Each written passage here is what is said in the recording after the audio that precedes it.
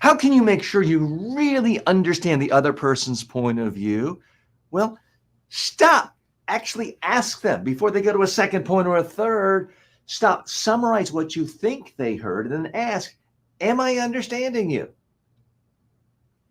Hi, good morning. I'm TJ Walker. Thanks so much for joining me. This is the TJ Walker Success Channel. This is the one place on the internet where you can stop by and ask any questions at all about communication skills, public speaking, presenting, small talk, how to network, negotiation skills, facilitation, how to speak to the media. This is a one-stop shop for all aspects of communication, personal communication and business communication. Hi, I'm TJ Walker, and this is going to be a little live session we do pretty much every day, 9 to noon Eastern Time here in the United States. It's an open forum. If you want to join me on camera, then look at the link. My colleague Ben is posting the link right now to join us on StreamYard. So rather than listening to me or just typing in a question, which you're more than welcome to do, you can also appear right on screen, ask questions, be a part of a dialogue. So I want to say special hello to our friends on Facebook joining us today, LinkedIn, Twitch, Instagram, and Twitter X, and also so many of our friends are on TikTok today. So I see Jack is with us, Kangri, Jake, Leon, so many folks here are with us from TikTok. Let's see, we're getting comments in. And what about you get someone who lies to people? So that is you bring up a provocative question and an important question. At some level, I think you have to ask yourself, if I know someone is intentionally lying to me, do I want them to know it? If it's a family member or friend or someone you work with every day, yes. If it is a political figure who doesn't have a direct relationship to you and they are lying to you through the media and you know it's a lie, I think probably the best thing in that situation is to find someone else to support politically and vote, and don't try to engage because it just doesn't really help. Leonard says, how do you know it's a lie? Well, that's a more existential question that I'm going to leave others to figure out. You got to educate yourself. And one of the ways of educating yourself is getting as many viewpoints as possible, really making sure you're understanding it, which was the whole point of my introductory short form video I did today. If you want to really make sure people understand you more fully, or that you're understanding them, it's important to periodically stop them if they're going from one point to another and restate what you think they just said, and then ask them, am I understanding you? Did I get this right? Now, you can't do this if you're one of 10,000 people in the audience, but if it's a one-on-one discussion, meeting, a small group meeting, it's entirely appropriate. No one's going to think you're rude if you interrupt, specifically saying, hey, I want to make sure I'm getting this right. Are you saying, and then summarize in your own words. Don't parrot them back, but summarize what you think their main point is, and then stop and really look at them and say, am I understanding this correctly? That's going to show a real sign of respect. It's going to help you learn more. Even if you don't buy everything they're saying, even if you don't necessarily agree with all their assumptions, it is good to try to understand other people's points. So we got a lot of folks joining us today on Friday. It's sort of an open forum Friday. I'm here to take your questions. And there's nothing out of bounds. I don't mind you asking any question. I don't tell you what questions to ask, but you don't get to tell me how to answer questions. I will say, as a general rule, politicians are great for understanding and thinking about communication skills, because politicians are giving speeches all the time. They're giving interviews all the time. You could argue a politician's job is to do nothing but communicate full time. They're not out digging ditches. They're not actually building bridges. They are having to persuade people, influence people by speaking all day long. So I actually love talking about politicians. We don't do it on this show, unfortunately, because things have become so politicized here where I am in the United States that if I talk about a particular politician's communication skills, it could be someone I agree with politically, but I comment on something they don't like, and it creates these flame wars and hatred and people condemning me and death threats.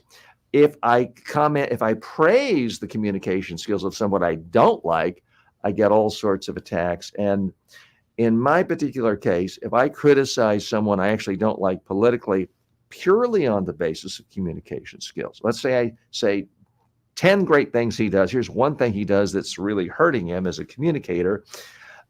I get inundated with death threats, and then it just runs away. It scares away everyone who is just here to really learn about communication skills. So unfortunately, times change. If the political climate changes, I'd love to talk about politicians, current ones, historical ones, but it's just too distracting right now to do that. If you're joining us on YouTube, Facebook, LinkedIn, those places, please say hello. Give us a thumbs up on the channel. And you don't have to ask a question if you don't want. But just post where you are. We'd love to hear where you're from today. That would be great. And I see that we've got so many people. Unless I'm misreading it, we have 314 hearts on TikTok already. I don't know if that means 314 people have joined us already, but I see Jason, Jukebox, Zachary, a number of you sending hearts. Thanks so much. We have Chris. We have a lot of other people coming. Some of you have asked to join me live on TikTok. I need you to come on over to my YouTube channel. All you have to do is go to YouTube, type in TJ Walker Success. There you will see the link on comments as well as in my community tab, and you can join us live right there. Stevenson says, hello. Stevenson, where are you from today? Joining us on Facebook. Umit is joining us today from LinkedIn, and Umit is in Turkey. So Umit, very glad you're with us today. Please let me know if you have questions or if you actually want to come on live. We'd be happy to chat with you. And I see a number of comments coming in from people. Coleman, Babe, Robin has joined us on TikTok. Foos, Jim, Tammy. Leonard is from Niagara Falls, United States. Jay Reynolds says, politics are the Olympics for people who can't throw, kick, or run. Okay, amusing anecdote. So thank you so much for stopping by today. And those of you joining us on TikTok, the reason I'm not looking at you all the time is we're broadcasting mainly through my studio. We've got a 3-camera shoot and different camera angles, and most of our audience is there. I'm talking to you through my cell phone, and that's why I'm sort of glancing back and forth. So apologies if that seems at all distracting. We're trying to figure out a way of bringing the TikTok audience into the YouTube audience and into a part of our StreamYard. And Neil has joined us and has started following. Neil, thanks so much. Hope you get a lot out of this. If you're new to this channel, typically every day, Monday through Friday, we go live taking your questions about communication skills from 9 a.m. to noon. And then 3 times a day, we post edited videos, 2 short-form videos, 1 long-form video, 7 days a week. What we're trying to do here, and I think I'm accurate in saying this, is we're providing more insights, information, tips, tricks, tools, and strategies to help people become better communicators than any other channel in the world. I certainly haven't seen anyone put out more content. So that's what we're all about.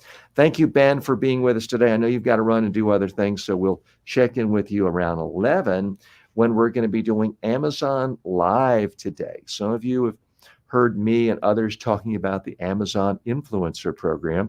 I am an Amazon influencer, and I periodically, pretty much every day, make Amazon influencer videos here. And this week, we've actually gone live on Amazon a couple of times. So it's still experimenting with that format, with that platform. It is an exciting time because what we're seeing is a sort of a blending together and a fusion, because it used to be there were the really big name celebrities like Martha Stewart, Paris Hilton who are everywhere. And then there are people like you and me who maybe are not as well known. Now, the playing field is kind of leveling because you can go on Amazon Live and see Martha Stewart, Paris Hilton, people like that. But now I can be on, and you could be on with kind of a very minimal amount of effort. All you really need is 1,000 followers on a social media platform. And typically, Amazon will let you into their program, the Amazon Influencer Program. Doesn't mean it's get rich quick, but it is an opportunity to get into the game of being an influencer. Leonard says, a great type of communication is what you discuss a controversial topic without upsetting others. Let's talk about that a little, because fascinating idea, because it's so easy these days. You hear somebody give an opinion you don't like. It's easy to say, you're a complete freaking moron. How could you believe that? You're so stupid. And it may be your friend or colleague or family member has something genuinely stupid, but just saying that is an invitation to just start an escalate. I'm not stupid. You're stupid. No, not you're not stupid. You're even dumber. And it's this back and forth and back and forth. So I do think that it's crucial for anyone in the modern world to use some level of discernment. You've got to use judgment. If you see someone who is homeless on the sidewalk who appears to have mental issues, talking about the end is near, and you don't think there's any evidence that the planet is going to end, you might not want to engage them. You have to ask yourself, what are you really gaining from that?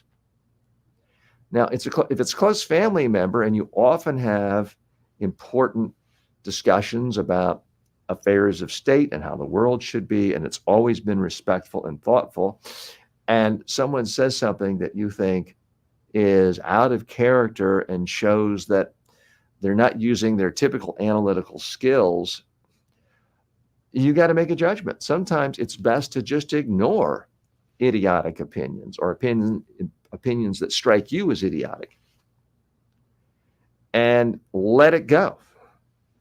Ask yourself, what's the worst thing that can happen if someone is wrong on an issue and I don't correct them? The vast majority of the time, the answer is nothing. Now, if you're a full-time political talk show host and it is your job to engage people and talk radio, TV, YouTube, that's a different matter. And I've been there. It's a lot of fun. But most of us are not paid to give opinions and to debate people. So you've got to ask yourself, do you want to debate or do you want to have communication, increase connection with someone? And sometimes it's better off saying, hey, let me make sure I understand this. You're saying, and then summarize their opinion, even if you think it is wrong and based on erroneous assumptions. Summarize it the way they are talking. And then ask them, am I understanding it? The sheer act of you doing that is going to reduce tension. The sheer act of you summarizing someone else's opinion is going to make them feel more relaxed, more likely to listen to you. Let me make sure I'm understanding this. You are saying, based on your own analysis of science, astronomy, physics, that you think the earth is flat. Am I understanding you correctly? Now, I'm tossing out a bit of an absurd example, but you could do just that. If nothing else, you're not going to see escalation into yelling and tensions and people calling each other morons. If they then say, yes, that's exactly what I'm thinking, then maybe you probe, or you could certainly find some commonality and say, well, I can understand how you feel that way. That is, in fact, how the vast majority of human beings believed things to be for about 99% of human history. That is a true fact. Redundant saying true fact, I realize.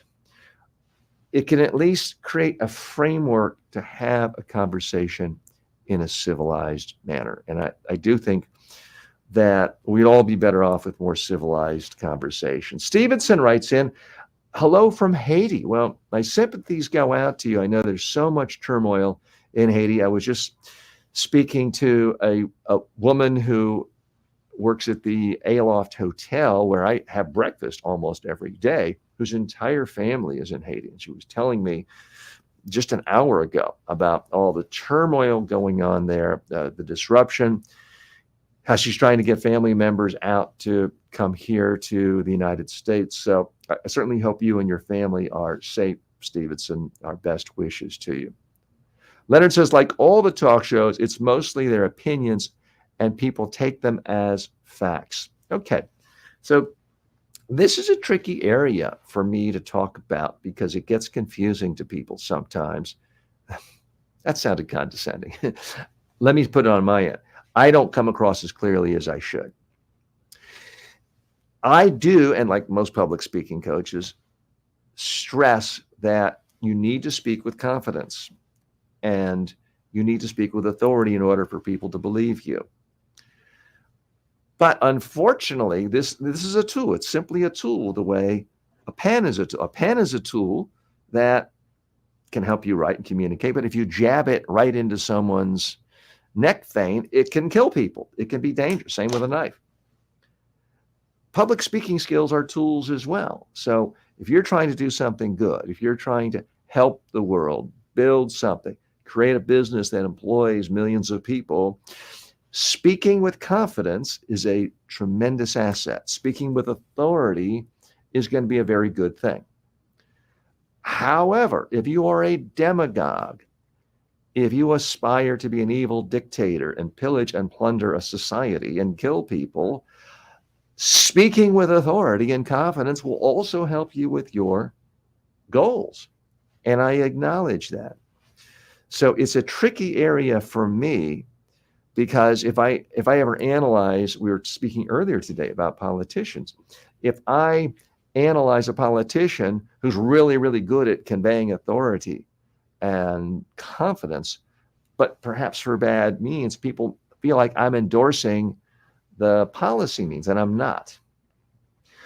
The purpose of this show and this channel is to help as many people as possible create action in the world by communicating, not by force and not by gunpoint, not by fiat, but by communicating. So I think in general, the vast majority of the time when people use good communication skills, it's a net plus for the world. So that's what I'm trying to do and help people with. Okay. Leonard says, oh, I know a flat earther follower. You can't change their minds. Well, you are right. And you need to use your judgment, I think, anytime you're having a conversation with someone. If you are 100% absolutely convinced the person you're speaking to, whether it's a client, colleague, friend, family member, cannot change a mind, well, there's not much point in having a debate with them or really even a conversation unless you simply want to know more about their opinion. Now, it can sometimes be interesting to learn about people who have wildly different opinions from yours. I personally find it occasionally interesting to hear someone talk about astrology, for example, and how they think this rising sign and this and what it all means. I find it mildly amusing, but do I think there's any validity whatsoever based on science or physics or anything else about astrology? No, I think it is complete nonsense, but I can still have friends who believe in astrology or like to deal with it or talk about it from time to time. So I do think you have to make that judgment. If somebody has a view that says somebody like you doesn't deserve to live, that's a different thing. Then sometimes that calls into question, do we really have enough in common, enough mutual respect for a friendship, a business relationship, a partnership? But if somebody simply has an opinion on something that isn't harming you in any way, sometimes it's best to let it go. You know, you may have a friend who thinks the world's greatest band is Def Leppard. and you can't stand Def Leppard. That's a very subjective thing, what the greatest band is. And you don't really have to debate that. Now, someone else could say, I'm absolutely convinced I can stare at the solar eclipse and stare at the sun for 10 minutes. It's not going to hurt my eyes or anyone else's. That's a matter of science. And people could really damage their eyes if people followed that advice. So you've got to really put this into perspective. Larry's stopping by, and I see Leonard's been nice enough to participate. Leonard, would love to have you on talking to me if you would like to, but I would need you to come over to our YouTube channel, TJ Walker Success on YouTube. There you'll see a link to StreamYard, and you can pop right in and I can give you the screen. You can talk to our community here and be a part of it. So let me tell you a little more about what we do here. This is kind of a 2-for-1 special, so to speak. We're killing more than one bird with just one stone here. So it's a live show where your questions come first, but we're also doing a bit of a workshop here. And forgive me, TikTok, you can't see that, but for my friends on YouTube, we're sort of taking you behind the curtains, behind the scenes of what it is to be a creator on social media and a communications expert. So what I do in these live shows is I actually create the short form content, short form videos, typically less than 30 seconds in my case, and long form videos, typically 8 minutes or longer, that are then edited and polished and refined with my editing team, and then posted on TikTok and YouTube and all the other social media platforms. So you see the mistakes I make. You see if I've made the curtain crooked. You see if a light goes out. In fact, I actually forgot to turn my lights on, my little accent lights. And I forgot to turn on my floor lights. So shame on me, but that's a perfect example of how, and I don't mean to be disrespectful with that angle, but I am the only person here. There's no large production team here.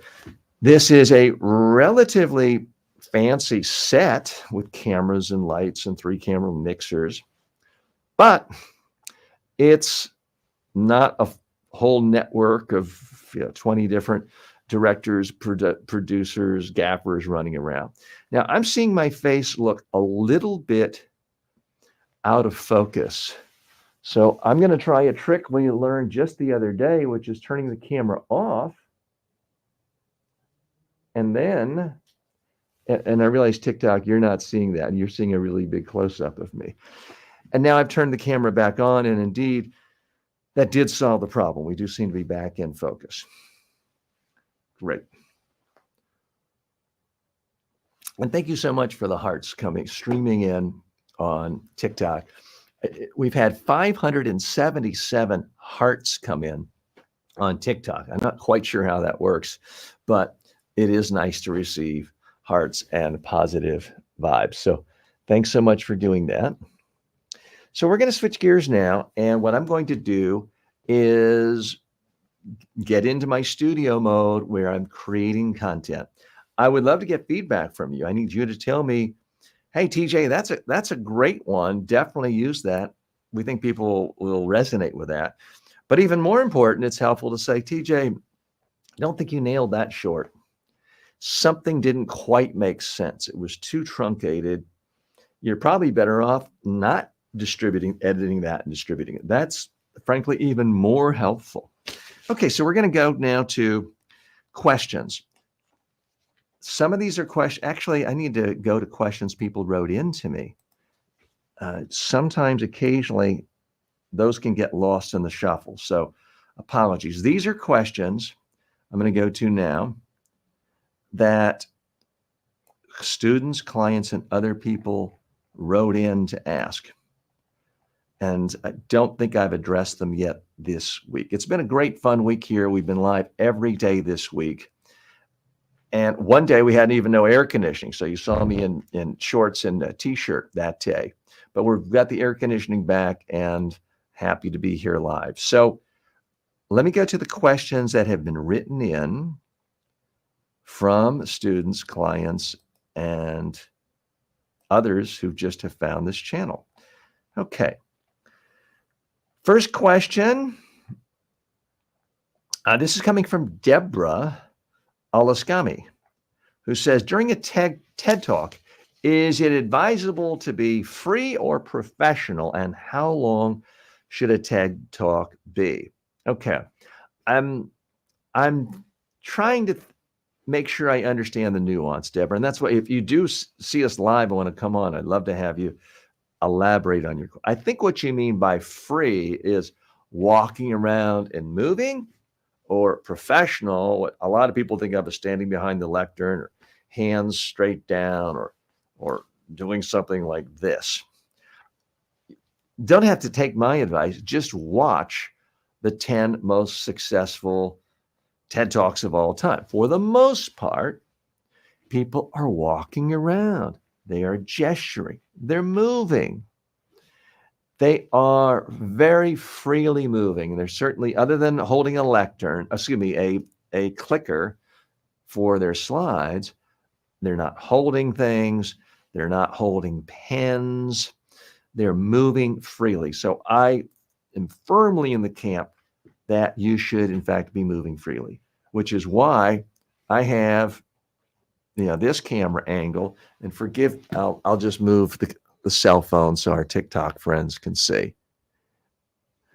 So that's why when I am giving people tips on how to speak, a good chunk of the time I'm here because I want to demonstrate I'm moving around.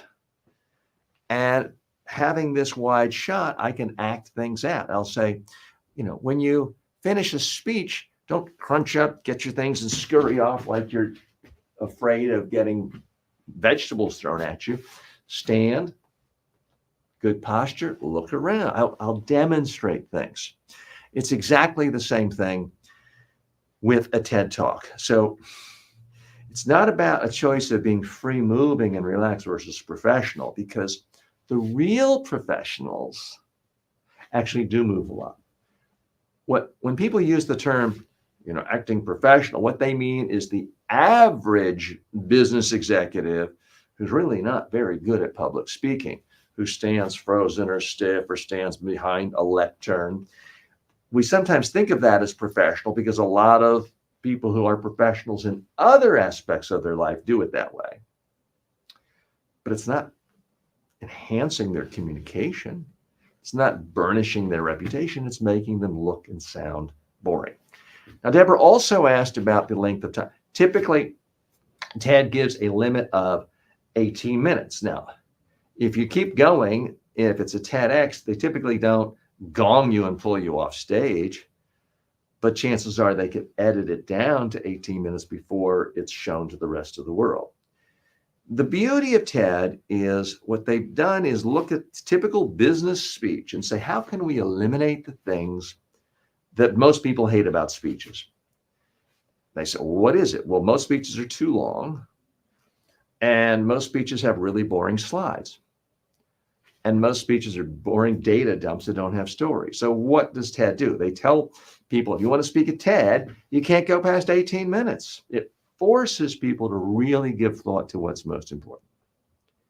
They tell people, don't put up slides with bullet points and text. If you want to use slides, use images, so they get rid of the boring slides. And they strongly encourage people, focus on one or two or just a few ideas, illustrate each with a story, and that's what people do. But here's the thing. You don't have to wait till you go to the TED stage to do that. You can do that for every single presentation you ever give in your entire life. Nothing's stopping you from doing it. It's just people think, well, I have a half an hour, so of course I'll just use that time to give a boring data dump for half an hour. No, you don't have to do it that way. So Deborah, hope that's helpful. Yeah, we're going to switch back to the camera 3 angle now. And Roland says hello from Sierra Leone. So happy to hear from so many people all over the world, interesting places, whether it's the Caribbean, North America, Africa, Asia. the Middle East. That's fantastic. So thanks so much. Oh, I see Adam has joined us as well. Glad you're here. Adam's checking in. I'm doing fine, Adam. Adam, if you want to join me on screen, let me know. Would love to hear from you. All you have to do is connect. Right now, your devices are not connected. So if you would like to, just please let me know. Okay, we're going through questions that have been written into me. Again, you can write the questions, you can put them in the comments, and you can come right on screen if you want to as well. So let's go to the next question that was written in.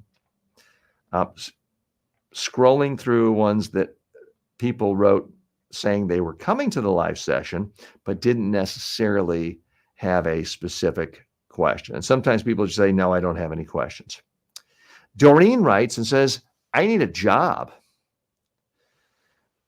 The number one thing I can recommend to you, if you want a job, is don't just sit back and email off resumes, which is what so many people do, thinking and telling themselves, well, I'm working really hard today.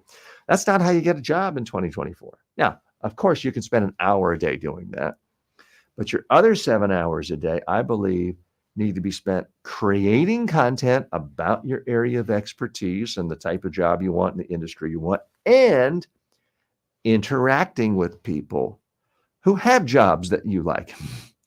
So commenting on their post on LinkedIn, especially for job hunters, but YouTube and really TikTok, any platform. Comment on other people in your industry. Tell them what you like about their ideas. Don't ask them don't say, hey, can you give me a job? And I don't mind you asking me for a job, but start building relationships. I've seen it countless times where people 6 months into a job search, a year into a job search, they're doing the same thing. They're just going to some job board, seeing something, sending off a resume, not even sending a detailed cover letter. And 8 months in, they're not doing anything differently. They're not building relationships. They're not burnishing their reputation any more than they were day one. Don't make that mistake. So my number one challenge for you, Doreen, make content. I don't care what it is you want to. You may want to be a waitress, nothing wrong with that. Start making videos on how to be a better waitress. Start making videos on how to remember orders in your head without having to write it down. If that's the sort of, I don't know anything about that job, but it doesn't matter. It's a big world online. There are people reaching large audiences and small, important niche audiences every day by creating content, building relationships, getting job offers, getting gigs, getting revenue opportunities. And that's what I want for you. Okay, next question coming in from those who wrote in advance. How to deal with being a foreigner and having to present to not very considerate people who will always mock you, even if you don't make any mistakes. How should I be to not let it impact and cause me to doubt myself? I know the problem is lack of confidence, partially. How do I fix that? Well, there's a lot to unpack there. And by the way, Adam says he's got to hop away, but thanks so much for stopping by. Good to see you. And feel free to come back anytime. So let's look at this question. And this comes from Roxana. First of all, Roxana, I'm sorry you're in an environment where you feel like your own colleagues are mocking you, if these are work colleagues. And I certainly hear from a lot of students around the world that they feel like when they aren't a foreigner and speaking in a different culture, in a language that isn't their first language, they feel extra pressure and extra judgment. And while I've not really experienced that, I certainly know that it's true, and I hear it from people every single week, if not every single day. So it's very much a real problem. You're mentioning they're mocking you even if you don't make mistakes. A couple of things come on. If these are friends, maybe you need new friends. If it's work colleagues, maybe it's time to start looking for a different job, a different company or different employer. It doesn't sound very supportive. You're saying it's causing you to doubt yourself. Well, hey, we're all human beings. If I had 500 people a day writing, TJ, you're so ugly, how could you possibly show your face on social media? I might start doubting myself. Now, I do occasionally have people say that, but it's maybe one comment every 2 months.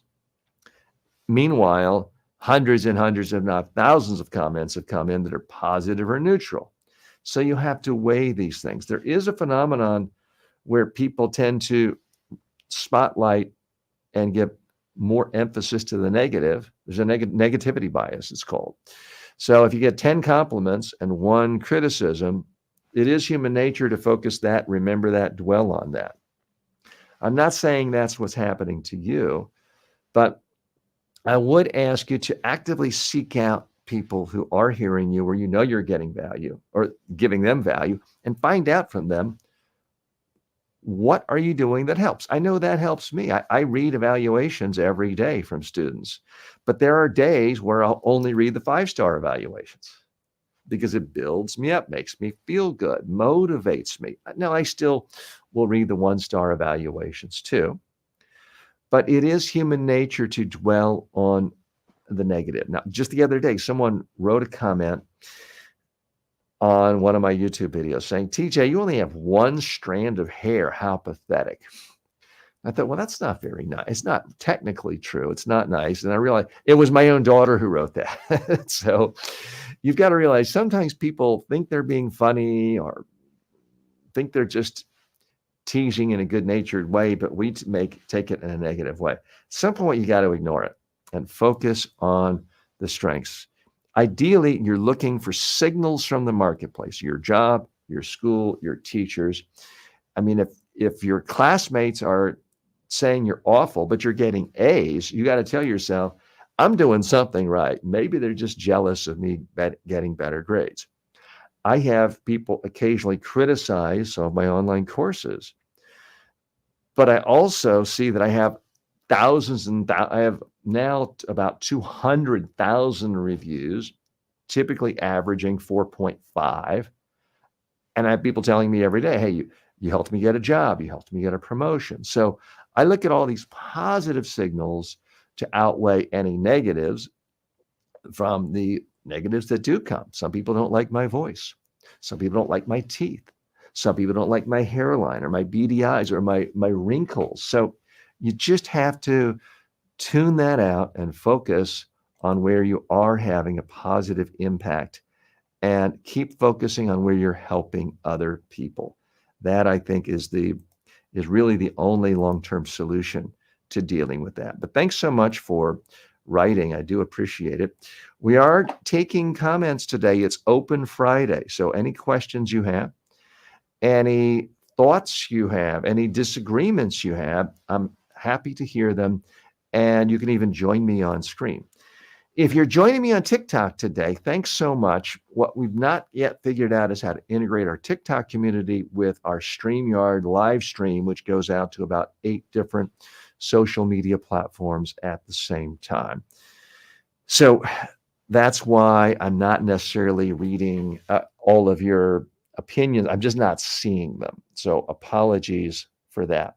So we have had a number of comments come in, and a lot of people have joined us on TikTok. So thanks so much. I want to make sure I see Yelly has joined us. Emo Fish is there.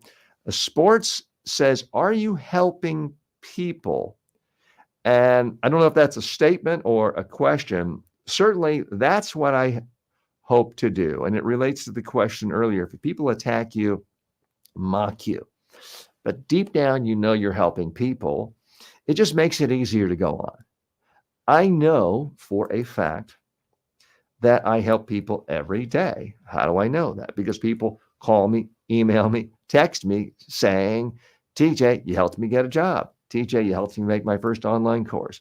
TJ, you gave me the confidence to stand up and speak in class or to stand up and speak in front of the board. TJ, you helped me raise money for my startup because I was too scared and nervous to give presentations before. So I know that I'm helping people, that's my question to you is whatever it is you're doing, whether you're trying to get a job or anything else, are you talking to people in a way where it's obvious to them that you're trying to help them? Now, everyone does something selfish from time to time. Everyone has self-serving needs. Someone could come into this show at any point and look at 5 minutes out of the 3 hours and say, well, TJ's just talking about himself. He's talking about his own books. He's promoting his own workshop. He's promoting his own seminar. He's asking people to subscribe to his YouTube channel. He's asking people to share. He's asking people to like his stuff on Facebook. Guilty, but the vast majority of the time here, my courses, other places, keynote speeches, I'm trying to give people practical tips, tricks, tools, strategies of communicating more effectively to help themselves. So that is exactly what I'm trying to do, sports. Matt has stopped by and said hello, but put a religious message. So folks, there's a lot of places out there to talk about religion. It's just not the subject matter that is the focus here. So all sorts of people have all kinds of theories as to why they have the one true religion. I have no interest in litigating that right here. Now, what we do occasionally in some of my courses, people say, hey, I am a leader of a particular religion and I'm delivering a religious message, a sermon, or whatever it's called in your religion. Can you give feedback just on the communication techniques I'm using? That I'm happy to do. So, Mad Gadfly, if you actually want to post a video of yourself promoting your particular beliefs or superstitions or whatever you would like to call it, I'm happy to have you post the video. We can critique it. But it's not, this is not particularly a venue designed to advocate any one particular religion or against religion either. It's just not the main focus. Johnny says, are those all your books authored? Well, I've got a lot of different books here in different places, but a couple, that one and that one are my books. I have about 6 books. You can go to Amazon and just type in my name and see half a dozen books that I've authored on communication skills and public speaking skills. There's a link to that in my YouTube bio. I think there's a link in my TikTok bio as well. So I should know that. Apologies. Leonard says, in the future, that sounds great, but time is limited at this time. I did follow you on YouTube. Well, Leonard, thanks so much for that. I think Leonard was responding to the fact that I said, come on and join. Okay. Pyramid said, is this where I can get my Kirby vacuum cleaner? Now, Pyramid, I don't know if you watched One Day last week, but and perhaps you did, or perhaps it's just a coincidence. But I was making the point that for most people, even really good professional speakers, you've got to have a connection between what you're speaking about and something you genuinely believe. Very few people are just the natural born salesman who can sell iced Eskimos. And I'm not some natural born salesman. I was the worst salesman when I was a kid growing up, trying to sell newspaper or magazine subscriptions to raise money for my junior high school, or peanut brittle for my Cub Scout troop. I was horrible. So I actually gave the example of one time, I believe I was in college, maybe 19 years old. I had a summer job selling Kirby vacuum cleaners. And I was an absolute 100% failure. I went to all their training and we got all excited and, hey, TJ, you're going to work on commission and you can make so much more money than the $2.75 an hour minimum wage or whatever it was in 1981. And I was all excited thinking, well, I'm articulate. I can do this. And I think I pitched my mom, my next door neighbor, and one other person, or maybe just those two. And I was a complete unmitigated failure. And yet now I make a living, a very nice living, teaching people to speak, to present, to give sales presentations. among other types of presentation. So my point of that to you is, if you haven't been successful presenting or selling something, it may be you don't really believe in the product. I didn't hate the Kirby vacuum cleaner, but it just, for all I know, it wasn't any better than any other vacuum cleaner. So it wasn't anything I was excited about. I'm actually excited about helping people speak more effectively to the media, social media, live audiences, one-on-one, small groups, and large groups. It's something I just enjoy. It's fun for me. That's what makes it easy for me. So if you find yourself having difficulty speaking about something, it may be that there's just not alignment with your own interest. So pyramid, it may have been completely coincidental, but I do appreciate that because I sometimes forget that it was so long ago. We're talking about literally more than 40 years ago. So thanks so much. Mickey, I'm getting a message saying to invite you as a guest from TikTok. I'd love to have you on to talk with us and the community here, but I need you to hop over to our YouTube channel where there's a link on StreamYard. You can, with one click, join and be right on screen with us. Okay. And Larry's saying hello. A lot of other Jake has a religious message too. So thanks so much for the humor. Always appreciate that. So what I got to do now is actually sort of roll up my sleeves, metaphorically, get to work and make more short form videos. So I typically do these from a different camera angle. My friends on TikTok, you can't see that because there's only one camera angle. So I'm going to be switching for people watching on LinkedIn, YouTube, all the others.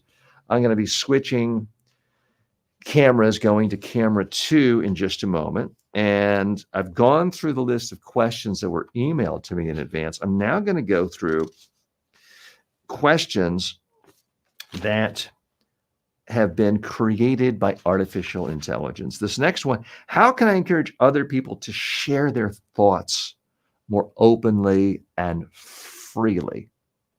So let's delve right into that as a short form video. I'm going to go to camera 2. I'm going to move my cup so that it's not as visible in the video footage. I hit record on my mixer. You can't see that, but I have a mixer here. That's capturing the quality of the video in 4K. So when it's edited, it looks much better. So again, the question is, how can I encourage other people to share their thoughts more openly and freely? How can you encourage other people to share their thoughts more openly and freely? Well, for starters, actually listen to them. The second they finish, don't hop in with your own brilliant ideas, thinking about what you want to say the whole time, but actually stop, pause, think about what they said, ask a follow-up question to make sure you really understood. So I'm attempting to do something a little bit different here today. Now, I've always tried to be brave for the short form videos. These are videos that have to be less than 60 seconds in order to go on as a vertical short for YouTube, TikTok, and a lot of other platforms. What I have found in crunching the data just this morning over breakfast at 6:30 a.m. was that for my videos, for my niche, the length of video needs to be 23 seconds or less. And in fact, most of my videos that have done really well as a short form have been less than 20 seconds. So I've got to discipline myself and essentially learn this art form of being super concise and only focusing on one actionable nugget at a time. Because the tendency is to want to help people more, give people more. And even though 30 seconds, 45 seconds is not that long a time, it loses people who specifically come to YouTube, TikTok, other social media platforms looking for a quick nugget of information. So that's an area where I'm trying to get better. So we're going to move on. I'm going to try to do more short form videos in this format. How can I adjust my tone of voice to convey warmth and sincerity in conversations. So we're going to do that. Again, I'm going to get the camera 2. I'm going to switch camera or start from another position this time. How can you use your voice to convey warmth and sincerity when talking to someone? Well, starters, it's what you don't do. You don't try to memorize a speech or talking points. You don't try to read from a script or PowerPoint. Instead, talk like you would in a real conversation. Okay. That one is a little bit trickier. I'm not sure I completely love that. I think the length was okay. But sometimes I'll do a short form video and think, wow, I really would have liked to elaborate more on that. It's not about dumbing things down. It's actually harder to do a short form than to talk for 3 or 4 minutes. I find it incredibly easy to talk about almost any communication related question for 2-3 minutes. It is harder to do it in 23 seconds. And it's also harder sometimes to do it 8 minutes, I find. And for me, the easiest thing is 2-3 minutes. Unfortunately for me, that works really well for online courses. And I've got a couple million students in my online courses, but 2-3 minutes is too short to be a successful long form video on YouTube. And it's too long to be a successful short form video for YouTube, TikTok, and Facebook.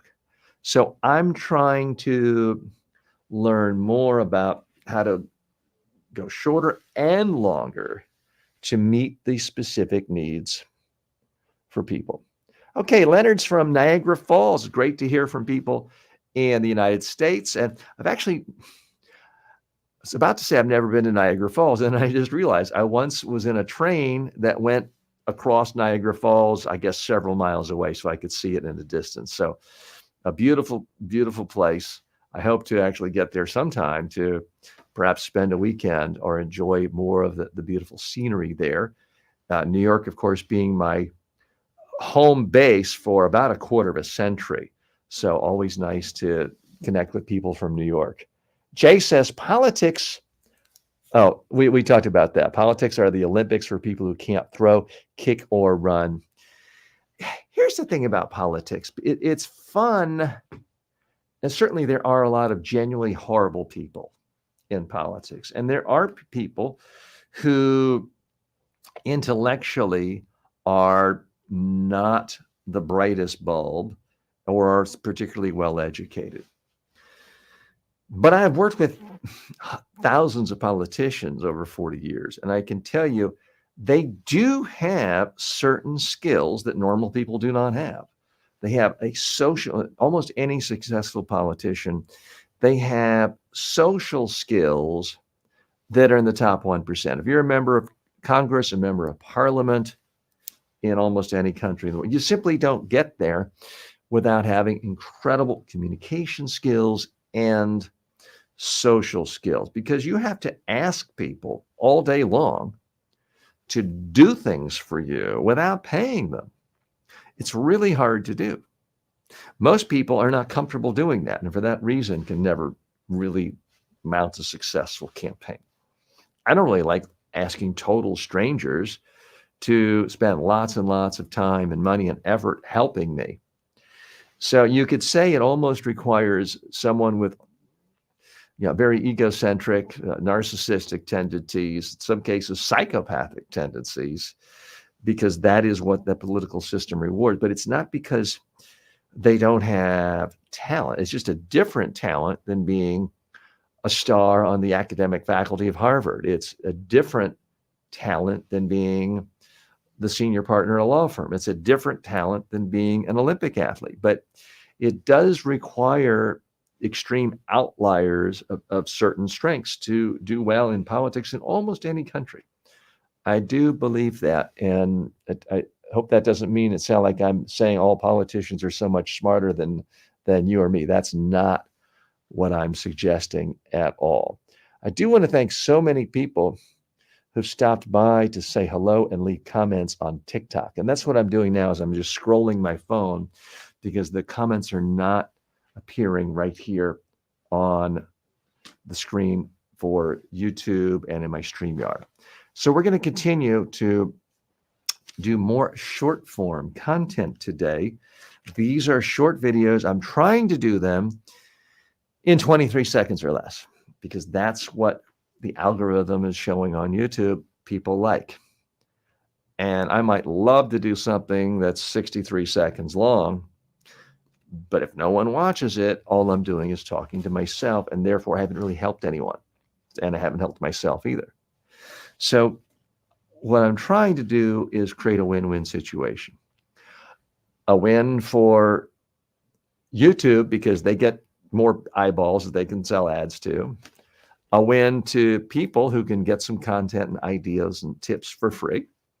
And a win for me because I get in front of more people, and a certain percentage might end up buying a product of mine, a book, an online course, a seminar, a keynote speech I give, and also generating eyeballs for the ad cut I get. So I'm trying to create something that really is win-win for absolutely everyone. And, 3 main parties involved. Will says, do you have veneers? I'm assuming you're talking about teeth. So I don't mind you asking that. Yeah, I do.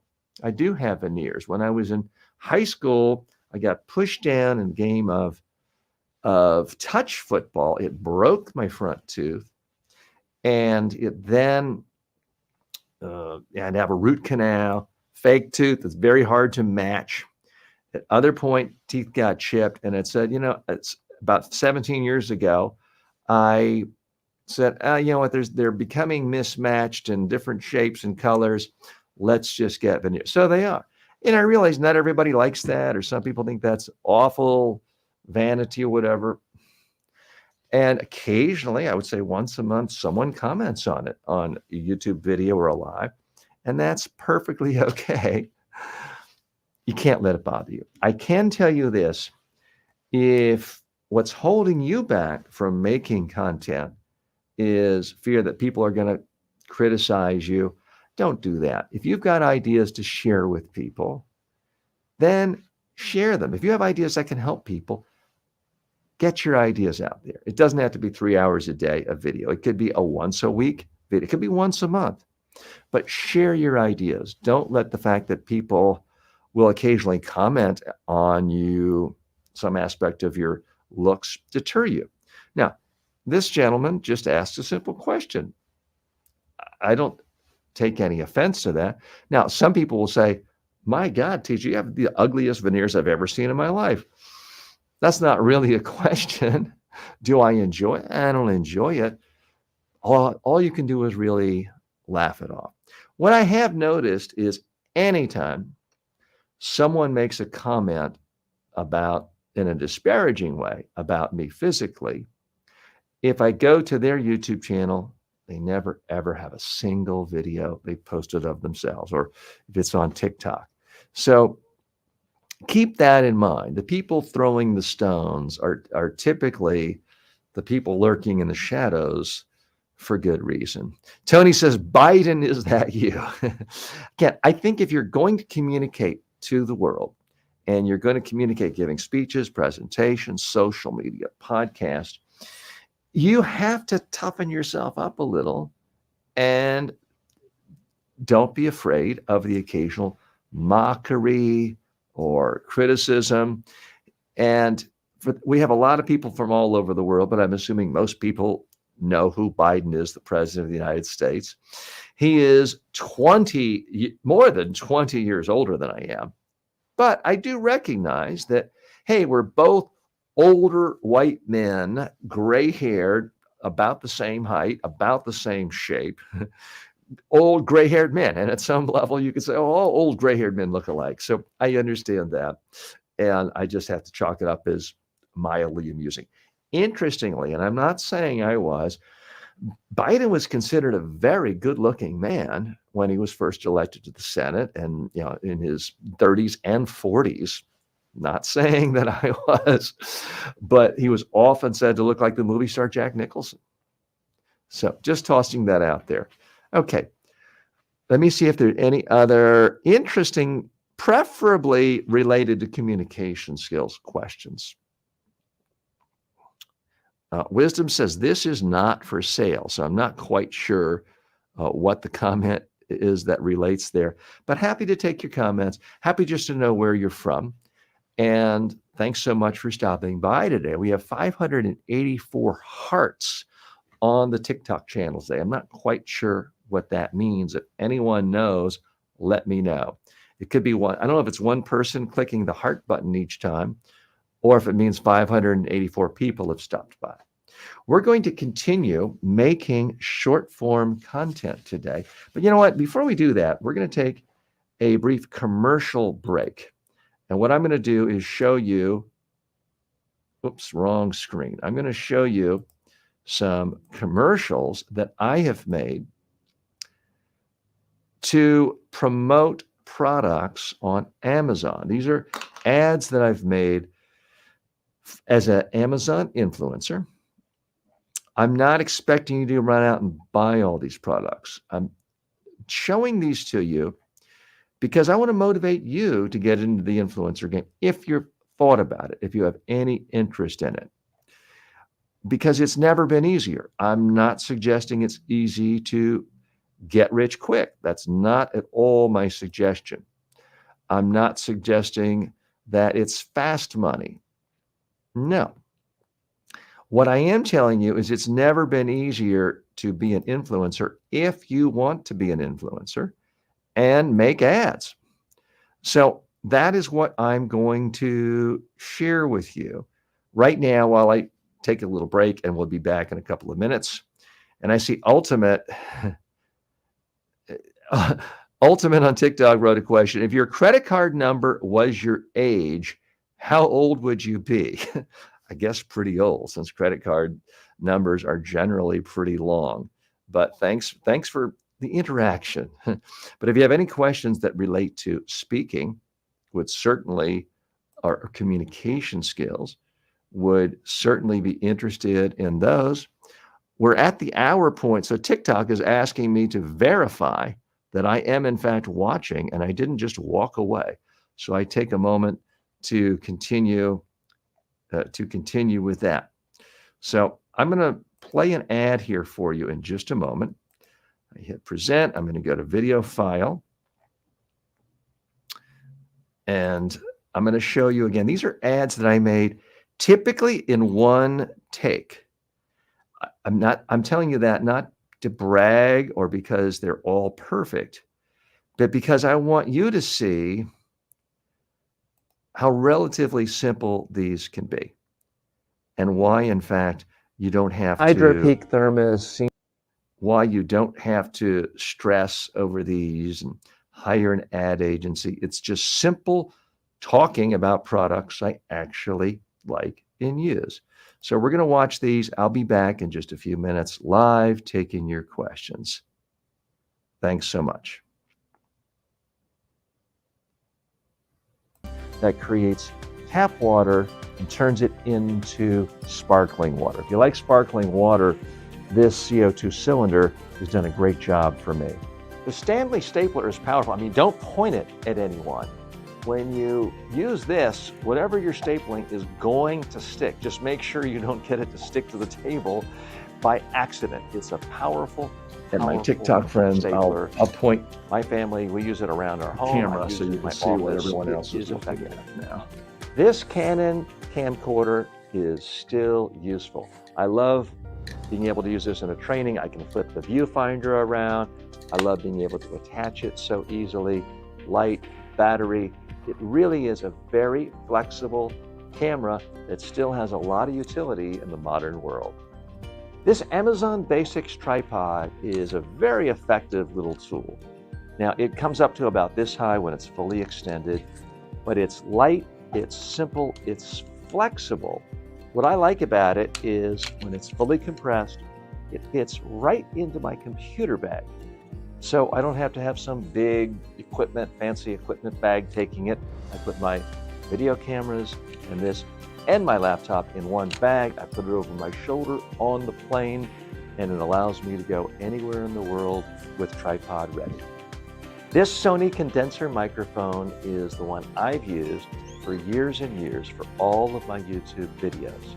It gives clear, powerful audio. It is professional in every sense. Sony, of course, well-known, well-deserved reputation for electronic excellence. If you're looking to up your game, try the Sony condenser microphone today. Of course, you want to look your best. I want to look my best, but you want to sound your best too. That's why I always put in a microphone into my iPhone 15. This microphone works perfectly. It boosts my sound. I don't have to get right next to my cell phone. I can be further away and the audio still sounds great. You're going to want to use this microphone if you want to create professional looking and sounding videos. Have you ever looked inside your computer? Chances are it is filled with dust, dirt. How do you get it clean? I use the CompuCleaner too. This is a very, very powerful airflow. It gets rid of the dust, it gets rid of the dirt. It does not damage your computer. So if you want to really give your computer a nice spring cleaning, this is the tool for you. It's highly effective. I've had mine for years. It continues to do a great job. This Logitech wireless mouse is extraordinarily reliable and durable. I've had it for about 10 years. It still works well. I've even broken the back off. No fault of the mouse, that's just me being clumsy. And it still works great. In this high-tech world we live in, why would anyone want an old notepad? Just knocked over the camera. There's something about actually getting a pen or a pencil, writing it down on paper. It makes it more meaningful, more memorable. I love these notepads. They're simple, easy to carry, and they require no batteries. The SanDisk 2 terabyte hard drive is flexible. It's very light, as you can see, and it stores a mountain of information. These straps are why I can play pickleball in the hot Florida sun and not worry about my glasses falling off. Hi, I'm TJ with the TJ Walker Success Channel, and I love exercise and I love being active, but it's tough if you wear glasses and you're in the hot Florida sun. That's why I always use these straps, because we're coming back here. Right on each side of your glass, it slips on. Then I can tighten this so that it's right up against the back of my head. So if I'm shaking things, I'm on the pickleball court, I'm running around, my glasses are not bouncing around. I don't have to worry about them falling off, because this has happened to me before. I've been playing pickleball, ball comes at me, I jerk out of the way, my glasses are falling down, and then... We're back. I'm TJ Walker. We are live. It is Friday, and we are taking your questions about any aspect of communication skills, whether it's dealing with presentations, public speaking, communication skills, one-on-one, talking to small groups, large groups, standing and speaking to people, sitting down at meetings, talking to people in virtual experiences, whether it's a Zoom meeting, creating your own social media videos, or being interviewed by the BBC or CNN. Any question related to that is what we're all about here today. And special hello to Madhav, our friend, has stopped by. Madhav, very complimentary, says, your suit looks really good today. Well, Madhav, thank you so much. This is what I'm talking about, is there's always a mix of comments. And we've had people today saying I look like an 82-year-old man, and I'm 61. And we've had people make comments about my teeth, and Madhav is making comments about my suit, saying it looks really good. So what I try to do is remember the compliments, remember the good. Now, if someone has a specific criticism, I always listen, because there could be very much a kernel of truth there, something valid that I need to act upon. Because every once in a while, someone say, oh, you sound awful. And rather than me just get offended, I might do a quick look at my settings and realize, oh my God, I had the wrong microphone on. And instead of having my high quality microphone on, it was pulling something from my earpiece microphone, which does in fact sound awful. So I do recommend that you always try to really listen to criticism. If it's just something gratuitous of, oh, TJ, I hate your face, not much you can do about that, other than just laugh at it. So what we're going to do now is we're going to continue making short form videos. I'm trying to get better at this craft. I know many of you have experimented with, dabbled with short form content, TikTok, YouTube. Maybe you did one or two and wow, it didn't get 10 million views. So you said, oh, this doesn't work. I would ask you, don't give up that easily. Give it a try. Experiment.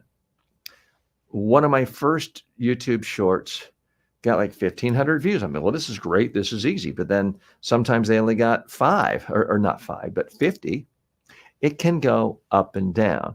If you create content on a regular basis and you learn from what people like and you get better at it over time, you will see audience go up. Not necessarily every day, not necessarily every week, not even month to month, but over the long term, you'll see audience go up. Doesn't mean everybody gets rich and famous like Mr. Beast, but you can build influence within your niche, within your industry, and help your own career and help other people you care about. That I am convinced you can do using short form video. It doesn't have to be funny or wildly entertaining as long as it's useful to one other person. So please keep that in mind. And I'm happy you're watching me here today, but what I'm really hoping for is after watching this, you shut down the applications and go pull up your own phone or webcam and record your own video. Share some expertise you have with the world. And you may say, well, TJ, no one needs to know anything I know. I don't know anything special. Well, ask yourself, have you ever had, say, a family member say, hey, how'd you make that bread last Sunday? Can you show me how to do it? Well, if one person is asking you how to show them how to do something you're maybe just a week ahead of, or even a day ahead of them in the learning curve, that's something you can use as a content idea to create a video to share with people around the world. So don't limit yourself. It doesn't have to be about how to make money. It doesn't have to be business oriented. You certainly don't need to be wearing a suit and tie. Share what you have, what ideas you have, what expertise you have with the world. And you may have at least helped one person. You might end up helping yourself too. Okay, we're going to move on to other short form videos. The next topic, this is a question that is brought to us by courtesy of artificial intelligence, ChatGPT. What techniques can I use to enunciate my words clearly and effectively? Oh, I also see Madhav has written a question. Whenever I speak English in front of people, I'm afraid that someone will find a mistake. How to deal with it? So, Madhav, you will make mistakes. I've made mistakes today. Guess what? Most people never notice. Most people never comment. I had a video of mine the other week that I looked at after it went out. I was embarrassed because I had used improper grammar. To make matters worse, there was a spelling error in the video. And I was about to delete it. And then I looked and the video had about 8,000 views. It was my most popular video of the month. And nobody commented on the grammar mistake. So, does that mean no one will ever comment on a problem? No, they could point it out. But I can tell you that every human being makes an occasional grammar mistake, vocabulary mistake when they speak. If you use that as an excuse to hold yourself back, you'll never speak. Put your ideas out there. The people who acquire language skills, this has been proven by a lot of experts in language all over the globe. The people who learn the fastest, who really are great at languages, they put themselves out there and they just start speaking to as many people as possible. And they're getting feedback in real time from every waiter, every shop clerk, every new friend they meet. They're constantly tossing out words incorrectly and seeing the response seeing when they do connect, this was a sentence that made sense and they answered me in a logical way. Now they have positive reinforcement on what works. That's really the best way to learn a language. Now, it's one thing if you are a CEO of an industry, a very important company in an industry, and you're going to the largest conference in your field and you're trying to get the attention of major investors. You want to get things right. Stakes are really high. Okay, that's one thing. But Madhav, correct me if I'm wrong. I believe you're a student. So the stake, not saying that's not important, but the stakes are fairly low. You're in an environment where you're supposed to be learning. If you make a mistake in a classroom, is the teacher going to give you an F or flunk you or fail you from the? I don't think so. So don't be afraid to put yourself out there. I can tell you, I learned how to say simultaneously because I mispronounced it in a classroom 40 years ago. People laughed at me and I made a mental note. Okay, check out how to pronounce that word. And I don't think I've mispronounced it. I think I pronounced it simultaneously. But you know what? Now I know how to say it. So use it as a learning experience, Madhav. That's really my biggest suggestion. Ahmed writes, could you talk about how to be more relaxed and confident when speaking? So Ahmed, that is a subject I talk about regularly here. You'll see hundreds, if not thousands of videos on my channel, whether you're on TikTok, YouTube, or any of the channels on exactly that subject. The number one way to be more relaxed and more confident when you speak is to practice your speech in advance on video.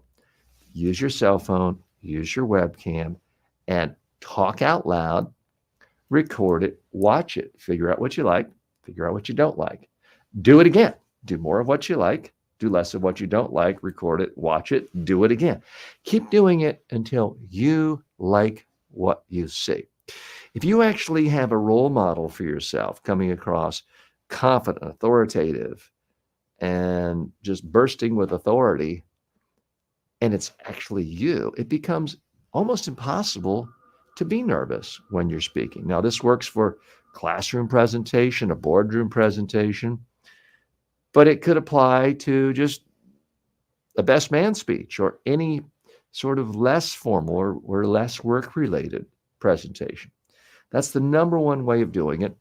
And I say that with a caveat of people hate this advice. I shouldn't say it quite like that. They say, TJ, great advice, brilliant advice, wonderful advice. I'll never do it. I can't stand looking at my face. I can't stand the sound of my own voice. I'm sorry, but that is the number one way to get more comfortable and confident. You can tell me you don't want to do it, but you can't tell me you can't do it. You can do it. Back when I had a big house and a garage full of stuff, my wife would say to me periodically, TJ, clean out the garage. It's full of clutter. And I would say, well, I can't do it. I'm not good at that. I can't do it. It was a lie.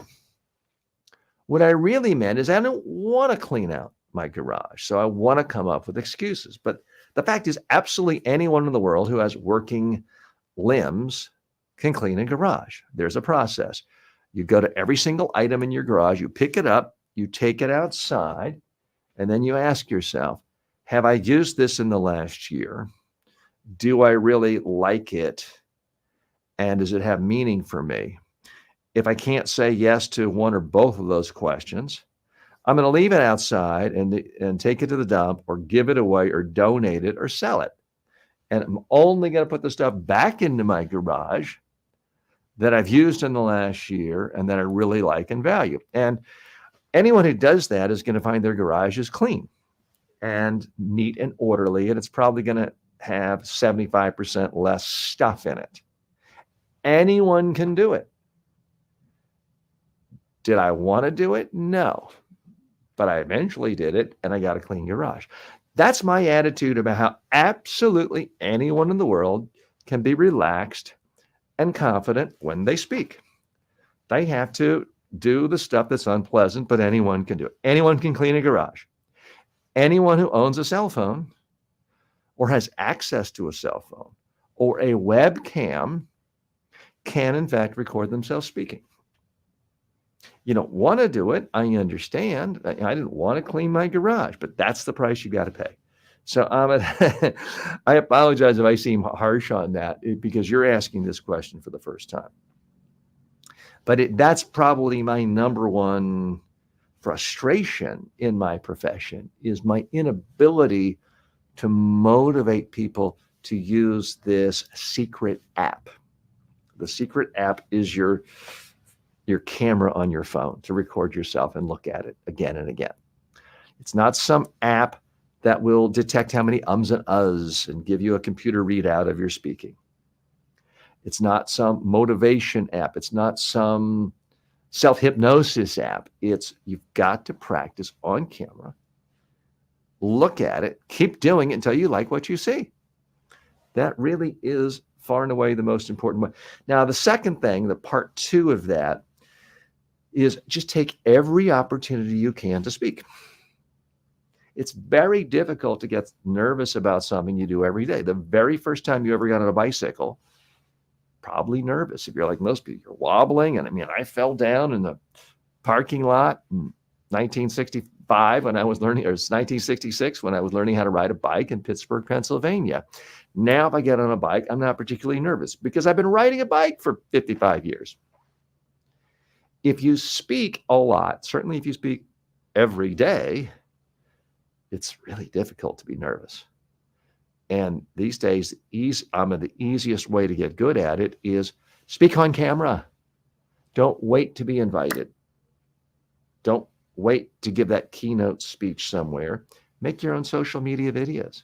Do it every day, and you will get more and more confident. Okay, I've got to make some more short form videos.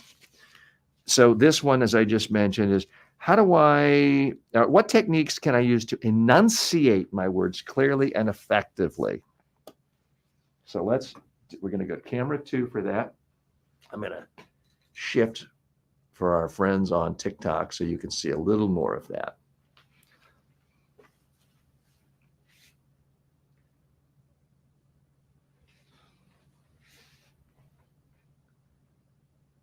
What's the best way to enunciate more clearly so people can actually understand you? You need to practice on video and listen to yourself. You have a lifetime of experience hearing other people mumble and talk like that. If you hear yourself, you can correct it. If you don't hear yourself, you'll never know. So again, what you can see there is I'm boosting my energy level. You can say it's a little contrived. Okay, but I have found that I've got to really get to the point quickly in these short form videos, or no one watches, they don't complete it. It sends a message to the algorithms at YouTube. Nobody likes this video, and they stop showing it to people after it hits about 400. So I am intentionally boosting the energy level, speaking a little faster than normal because that does seem to work for short form content. Now, I don't want to be overly theatrical or look completely phony, but it's just we all have different aspects of how we communicate. How you communicate after there's been a score at a major soccer football game is different than how you communicate at a funeral. Different from how you communicate in the classroom when a test is going on. We all have different styles. So my style is a little bit different when I do short form video. So let's go to the next. I'm going to mark that I in fact did that one. I'm just going through a list. Again, sometimes you ask questions live on screen. Sometimes you type in questions in the comments. Sometimes you email me questions. And then sometimes I get questions culled from the entire internet and forums and what's posted and what's searched on Google through the courtesy of artificial intelligence. And this time I'm using the program ChatGPT.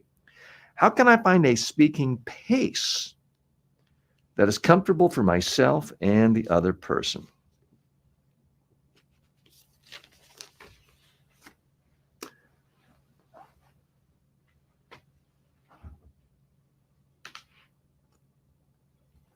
You do use a little more energy. You're pushing more air out your vocal cords when speaking at higher energy. So it is important, if you're going to be speaking and speaking a lot, as I am here nonstop for 3 hours, to drink plenty of water, which I do sparkling water throughout the day. What I was just drinking is green tea. So it has no extra cream or milk, has no sugar, has no caffeine, or tiny trace amounts of caffeine, I guess would be more accurate to say with green tea. Straighten my pocket square for just a minute. And let's go to this next short form video. How can I find a speaking pace that's comfortable for me and the other person?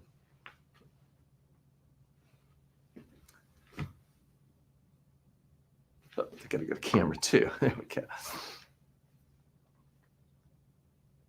How do you find a speaking pace that's comfortable for you and the other person you're talking to? The biggest thing is do not rush. When you're nervous, you tend to speak quickly. You need something comfortable, meaning you can see the person's listening to you. And most important, you pause occasionally. And that's a little bit of a trickier one for me to do because there was a whole lot of nuance there I would like to say about speaking speed and pace and how you need to rehearse, and I'll have to save that for the long form one. I do think that, again, there's 50 things I could say about speaking pace and speed. The most important one I did hit there, don't rush. It's probably the second most important one is you need variation in your pace. That's what makes things interesting. But I just felt like I couldn't do that without going past 30 seconds. And my research shows the audience level just plummets once I go over about 23 seconds. So it's a trade-off. And I don't want to say like, well, I'll do anything and make any kind of sacrifice for audience. Well, I'm trying to help people and hit them in every different way. That's why I'm here for 3 hours live, which I do think is more than anyone else in the world is doing when it comes to a communication skills expert answering questions and being accessible to people. And I do long form videos and short form videos. And so I'm trying to connect with people, communicate with people in any way that they want, not necessarily the format that I want exactly. If you have any other questions, Ahmed, Madhav, others who've joined us live and are connecting with us, plus Roland, Stevenson, Umit, so many have joined us today live right here on YouTube, Facebook, and LinkedIn. And we've had a great deal of people joining us live right here on TikTok. So happy our TikTok friends are here. If you're just joining, I'm TJ Walker. This is the TJ Walker Success Channel. This is where we try to help you become more successful in life, specifically by boosting your communication skills and boosting your confidence in your communication skills. So League D4, thanks so much for stopping by. Happy to see you. If you have any questions related to communication skills, post them right there on LinkedIn. I'll try to see them, or excuse me, on TikTok. I'll definitely see them if you come on over to our YouTube channel, which is TJ Walker Success on YouTube. Post the comments, and I will definitely see those there and responsive. Later on in the next hour, we'll be going live right on Amazon, and I'll be selling some more products, spotlighting some products that I personally use, like, and recommend to people. And more important, I'll be demonstrating to you how to make a sales pitch, how to make a sales presentation on video in a live environment, how to get more comfortable with that, because there are more and more opportunities to do that these days. Let's go to the next question. How do I handle nervous habits like playing with my hair or tapping my foot? Well, that may be a little hard one for me to do visually, so I may scratch that one off because it might just and I'm not afraid to have people laugh at me. I'm just not sure it would create clarity with me talking about that. So I'll have to give that one a little thought. How do I project confidence even if I'm feeling on the outside, even if I'm feeling nervous inside. Now, that's a question I've dealt with a great deal in slightly different nuances. So, part of what I'm trying to do with this channel by creating more content than anyone else is to look at certain recurring issues in tiny slices and dices to go deeper than anyone else in the world and to access it in slightly different ways better than anyone else in the world. So I think I'm going to take a stab at this one. How do I project confidence on the outside? Inside, I'm feeling nervous and scared. All right, so let me hit record. I'm going to go to camera 2.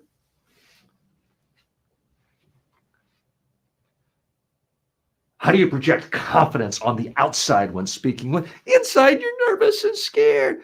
Well, time out. Realize no one in the audience is smart enough to read your mind. They don't really know how you're feeling. All they're doing is judging you based on what you're doing with your hands, your face, your body, your voice. So if you move confidently and you sound confidently, no one will know the difference. Okay, so that's, again, also a tricky one for me in that length. The point was absolutely valid. I'm not sure someone just hearing that is getting enough to really take the action they need. I'm just not quite sure of that.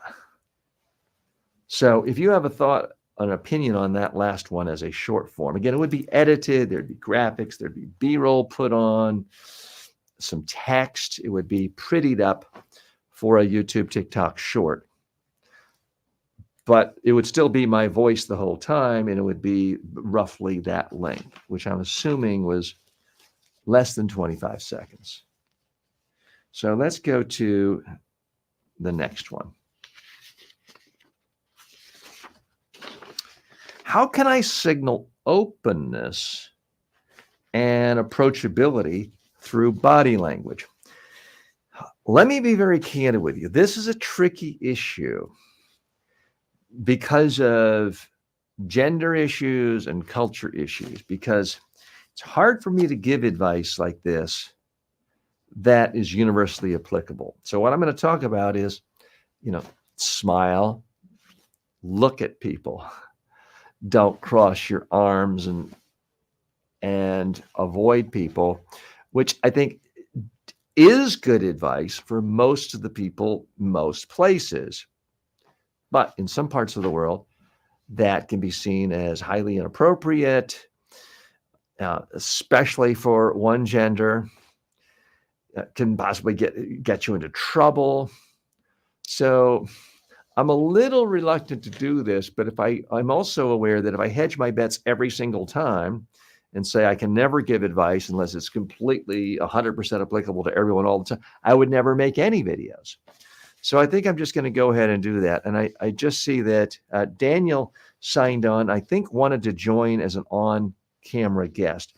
So to Daniel and Maniac and anyone else there on TikTok, I would love to have you on camera. We can be a part of a debate. You can ask questions. You can disagree with me.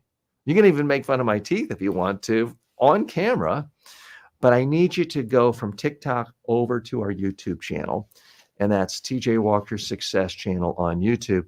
There you will see a link for StreamYard. And you can click and join me right on camera. And that way you can be a part of the conversation rather than just listening. So thanks so much for your consideration there. I'm going to go ahead and take a stab at this, but I realize I am probably going to get some comments saying, well, TJ, your advice could get me stoned in my country. And I just don't know really a better way of handling it, because if I try to say, well, there's this exception and this exception, and it doesn't apply to everyone in a short, basically it's going to guarantee absolutely no one watches it because it will be too long and drawn out and just won't work. So I want to share with you kind of, the behind the scenes, what actually goes on in the mind of a creator, especially a communications expert who's trying to create, I'm trying to help as many people as possible. I'm not trying to get anyone in trouble. Okay, so let's take a stab at this. How do I signal openness and approachability with body language? Okay, so I'm going to go to camera 2. I'm going to hit record. I'll mix it up. I'm going to move my script so the white doesn't show up as much. How do you use your body language to come across? We don't make a lot of mistakes here, but I would say 5% of the time I have to redo it. That's one of them. How do you use your body language to show people that you're open, you're approachable? For starters, have a little bit of a smile on your face. Look at people. Don't be all crossed up. Be open. Look like you're a happy person. People want to approach happy people. Okay. So I think if I'm going to do a short form video on that topic, that's really the best I can do. And I realize it's not advice that will help everyone in every situation. In some cultures, for some people, it could be bad advice. And most of the time, I feel like the advice I give really is going to help everyone in every communication opportunity. So, for example, when I say don't do a data dump when you're giving a presentation, limit your messages to a handful, illustrate each message with a story. I've just never, ever once heard anyone from any culture say, well, TJ, I followed that advice, you got me into trouble. It's never once happened. And I've worked in 45 countries with tens of thousands of people face to face.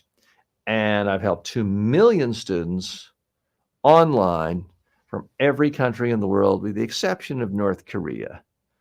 And something tells me with perhaps a virtual private network, we've even had someone from North Korea. It just doesn't show up in our data.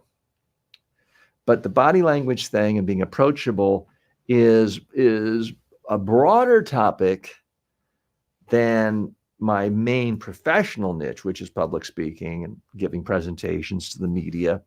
But it's very much within the scope of what we're trying to do on this channel, which is communications at a broader level, helping people in every aspect of professional and personal life. So that's why I feel the need to talk about it. So we'll go ahead and put that out and see what kind of response we get. But I would certainly anticipate some criticism, and I'm okay with that because I've weighed the trade-offs. So let's go to the next topic. How do I prevent my body language from contradicting the message I'm trying to convey? Okay. I like this for many levels. For one, people love video tips on body language. It is absolutely one of the most popular topics. I like this question because it's a little more nuanced than just how do I use body language effectively when I'm speaking. So it therefore allows me to instantly, it puts in my head a specific example I can give to make this topic come alive. So let's hop right into this one. Again, the topic is how do I prevent my body language from contradicting the message I'm trying to convey?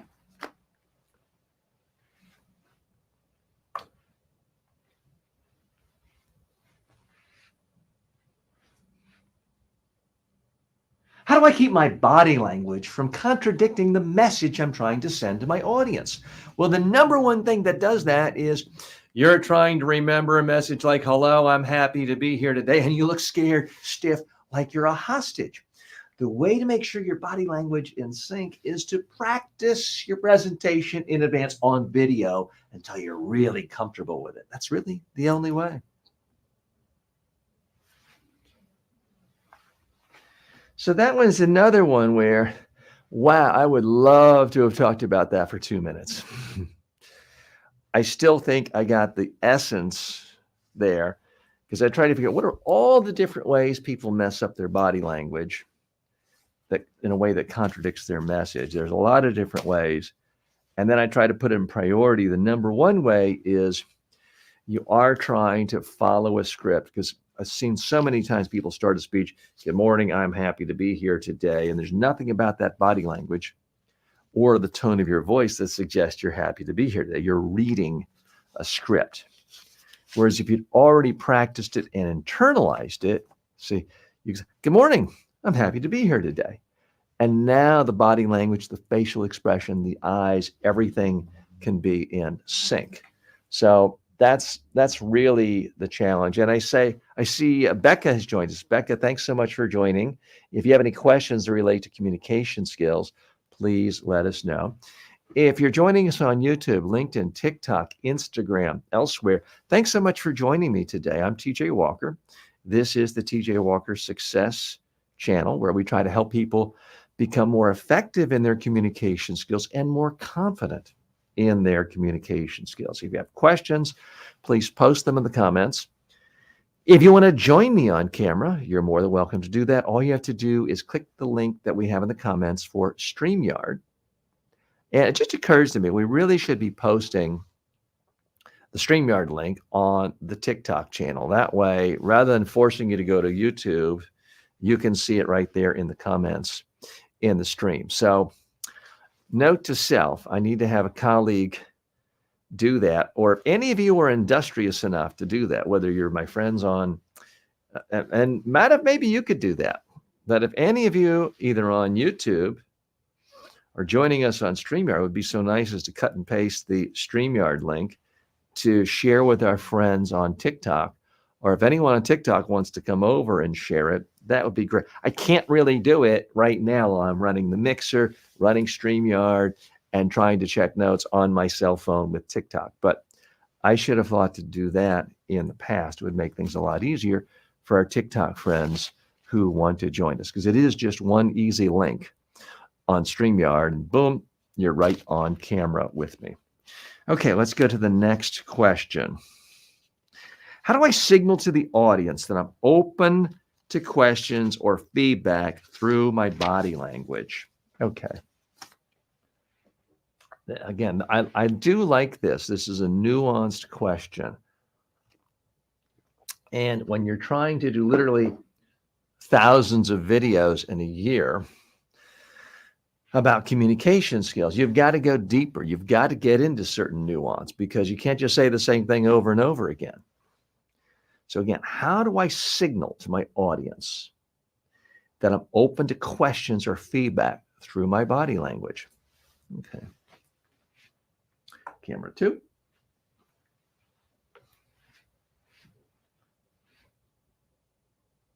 How do you signal to your audience that you're open to questions and feedback during your presentation?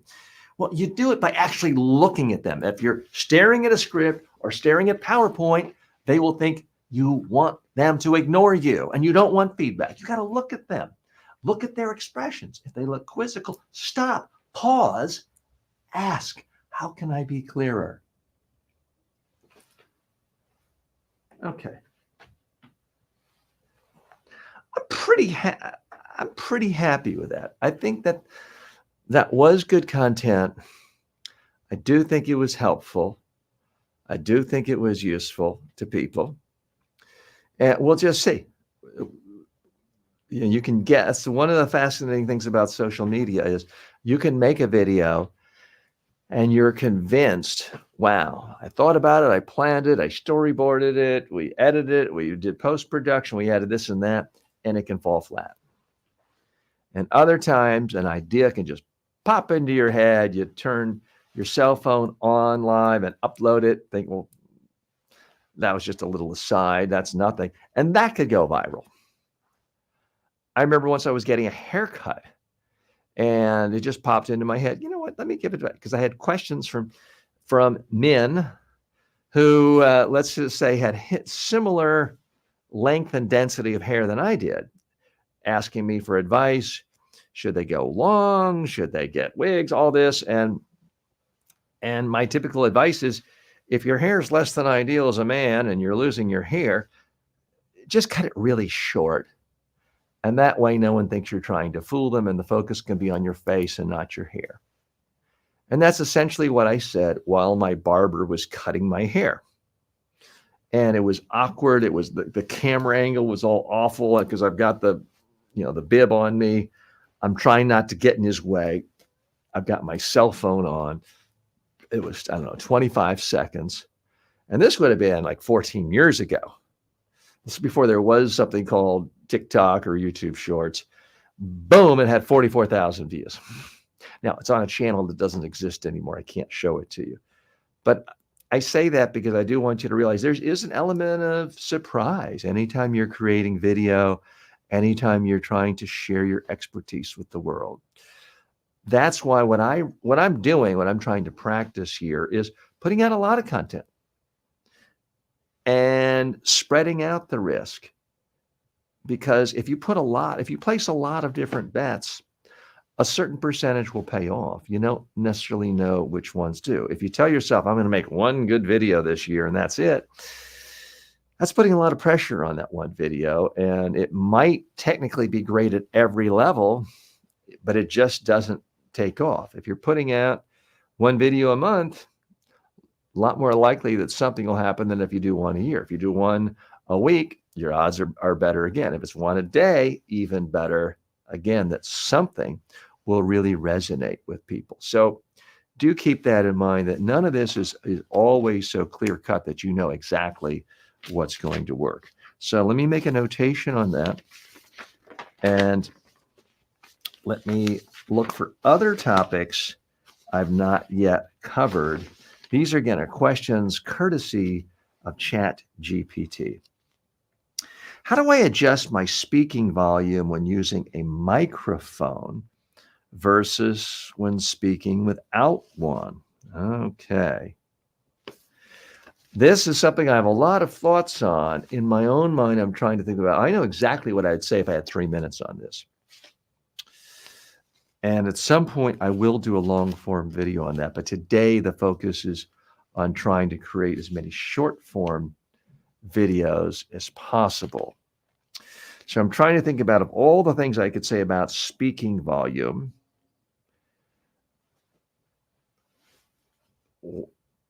related to microphones, what's most important that I can say in a short form.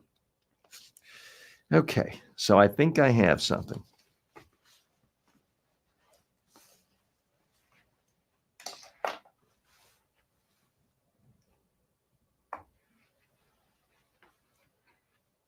Let me try this.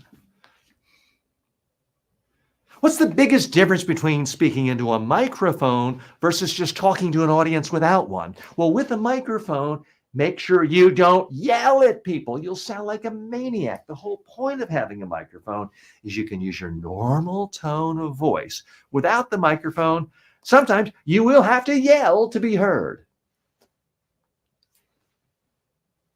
So I'm not sure exactly how that will work, because I'm clearly using a microphone. Now, I'm not using a handheld microphone in that video, but people understand if they're seeing me on video, obviously there had to be some microphone or they wouldn't hear anything I said.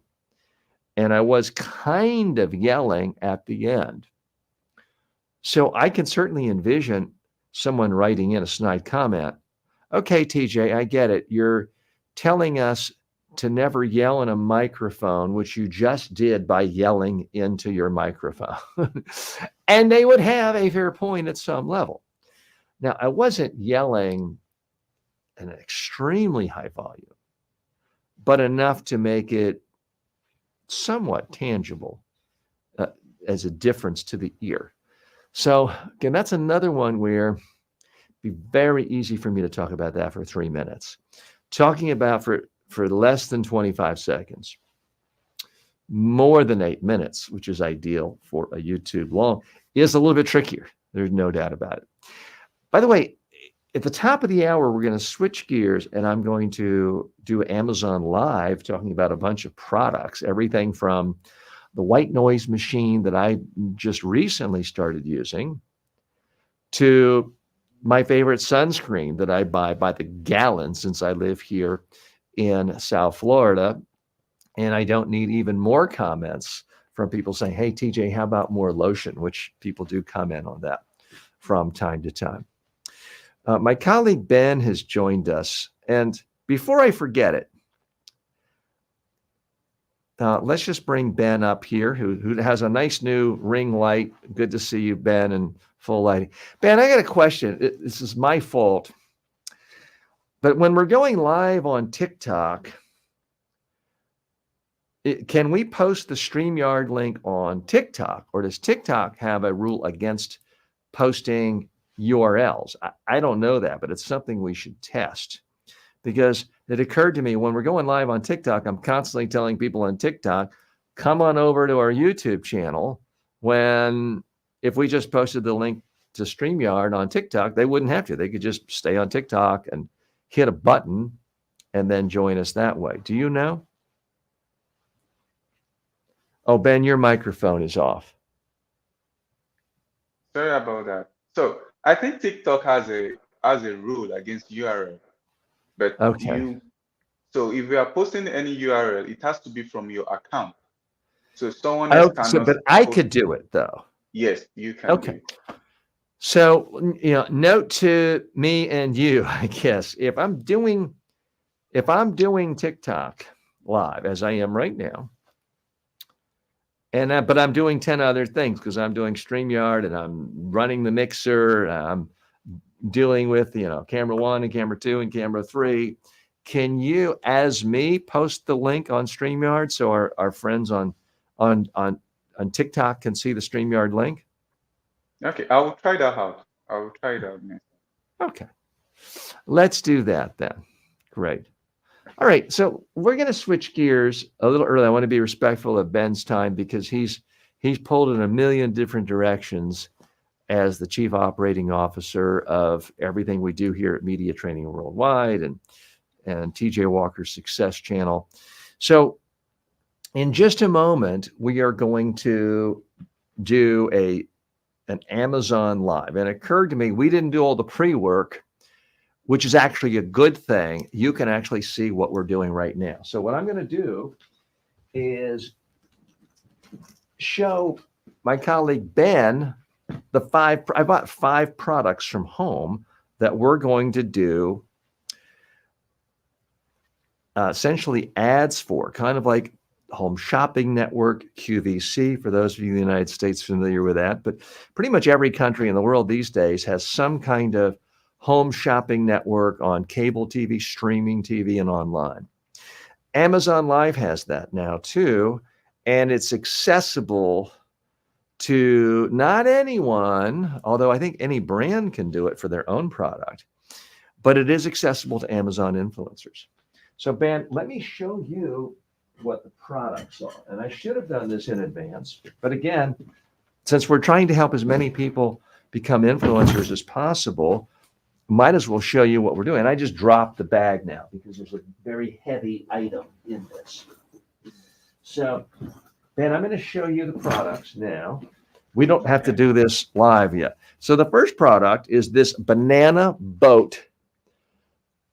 It's a 1 gallon drum of sunscreen. So I live here in South Florida where there's a lot of bright sun every single day. So I put a lot of this on every single day. Now I use other sunscreens too, especially for my face and under eyes.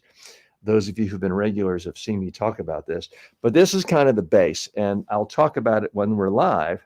So Ben, can you pull up this product to get ready to show it in the carousel? Okay, I've noted it. I'll pull it up. Okay. And so there's 5 products. So I'll show you these, and I want to give you enough time to pull them up. And apologies to our friends on TikTok. I am going to have to sign off in a few minutes because I'm going to need to monitor what we're doing on Amazon Live. And at the end of the Amazon Live, I'm going to make Amazon influencer videos as videos on demand to post them on the Amazon page for that product. So now we're really getting meta in the sense that we have a live show here today. Within the show, we're doing a show on Amazon Live. Within Amazon Live, we're doing a show, a tutorial on how to make Amazon influencer videos. So I realize that may be getting a little bit too meta for some people, but that is the modern world of media, in that you do something and you're trying to kill as many birds with one stone as possible. You're trying to get as much synergy as possible. You're trying to squeeze out different value from as many places as possible. And that is what we're trying to do. I'm hoping that the benefit you gain is not that you have to go out and buy the sunscreen that I'm advocating, but that you see, wow, if TJ can make ads for Amazon and go on live Amazon Live, I can too. Why not? Because if I can do it, you can do it too. I was not born with a silver spoon in my mouth. I was not born, and I certainly wasn't born disadvantaged, but I was not born as someone naturally outgoing, a great public speaker. I was the shyest kid in my class growing up. Everything I'm demonstrating here is learned behavior that anyone can learn. And you might not want to sell a particular product. Don't. Only talk about things you actually like and enjoy and think are valuable. Every single product, and I've now done Amazon influencer videos for a little less than 600 products. Some of them duplicate ads for the same product, but 600 total ads, so to speak. Haven't done any for ones I don't like or even have mixed feelings about. I just focus on ones I like. So, Ben, I showed you one. We'll get the rest ready. The next is, this may be a little bit harder because it's in some ways generic. This is an Adidas men's t-shirt, cotton. So it's going to be a little bit hard to find that. And if you can't find the exact color, it appears to be like a navy one. But it's just a simple Adidas t-shirt, cotton t-shirt. I do like it. I've had this one for several years. It's worked very well. Again, I'll be doing an ad for these sort of QVC style. Now, this next one is a little bit tricky. Let me explain why. This is a tumbler for measuring liquid. There's a 2 ounce one side, 1 ounce the other. If you've seen these before, typically it's with a bartender giving a shot of some alcoholic beverage. Amazon does not want to be seen as promoting alcohol. That's their decision. So I'm going to talk about this without mentioning alcohol. I'm going to talk about it strictly in terms of measuring liquid. And I think I will not violate any of their principles. But there's certain times when it's just nice to know exactly how many ounces of a liquid you are putting into a drink or anything you're making in the kitchen. So I'll be talking about that. So I would just search 2-inch, 1-inch tumbler, Ben. You should be able to find that, so we can post to that.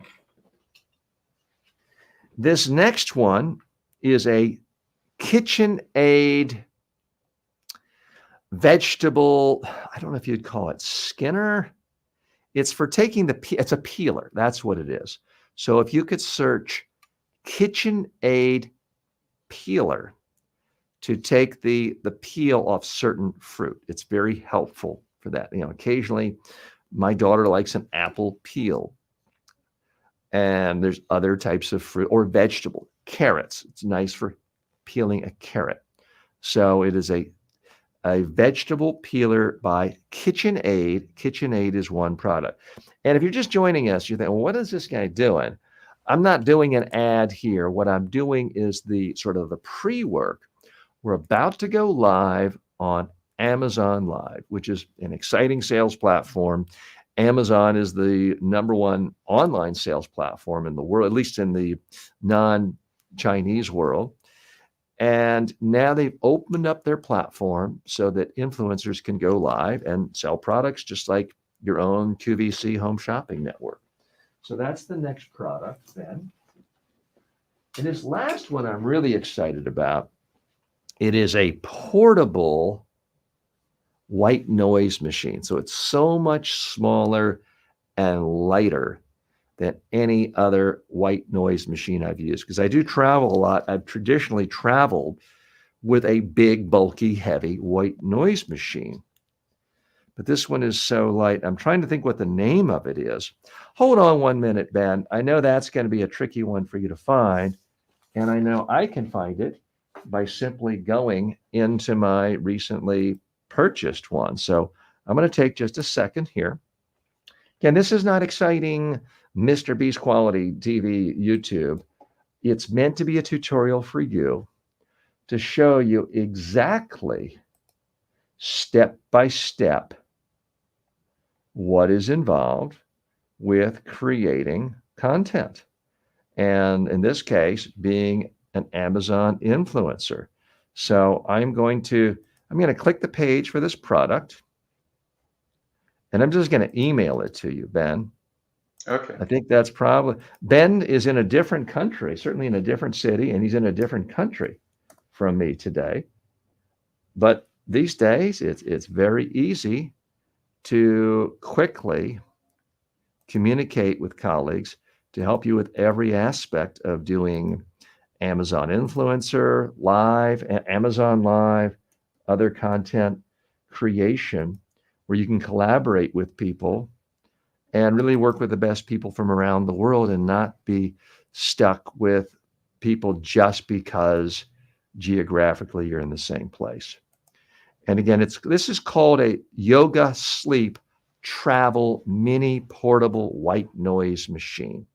So that is the last product. Okay. So Ben, why don't we switch to commercial break for just a moment? I want to give you another couple of minutes to get everything ready. When we come back, I'll be going live on YouTube, on Facebook, on LinkedIn, on Twitter, on Instagram, on Twitch, and Amazon Live. We will be saying goodbye to our friends on TikTok. But if you want to see this, you can go to my Amazon page, which is amazon.com/shop/TJ Walker Success.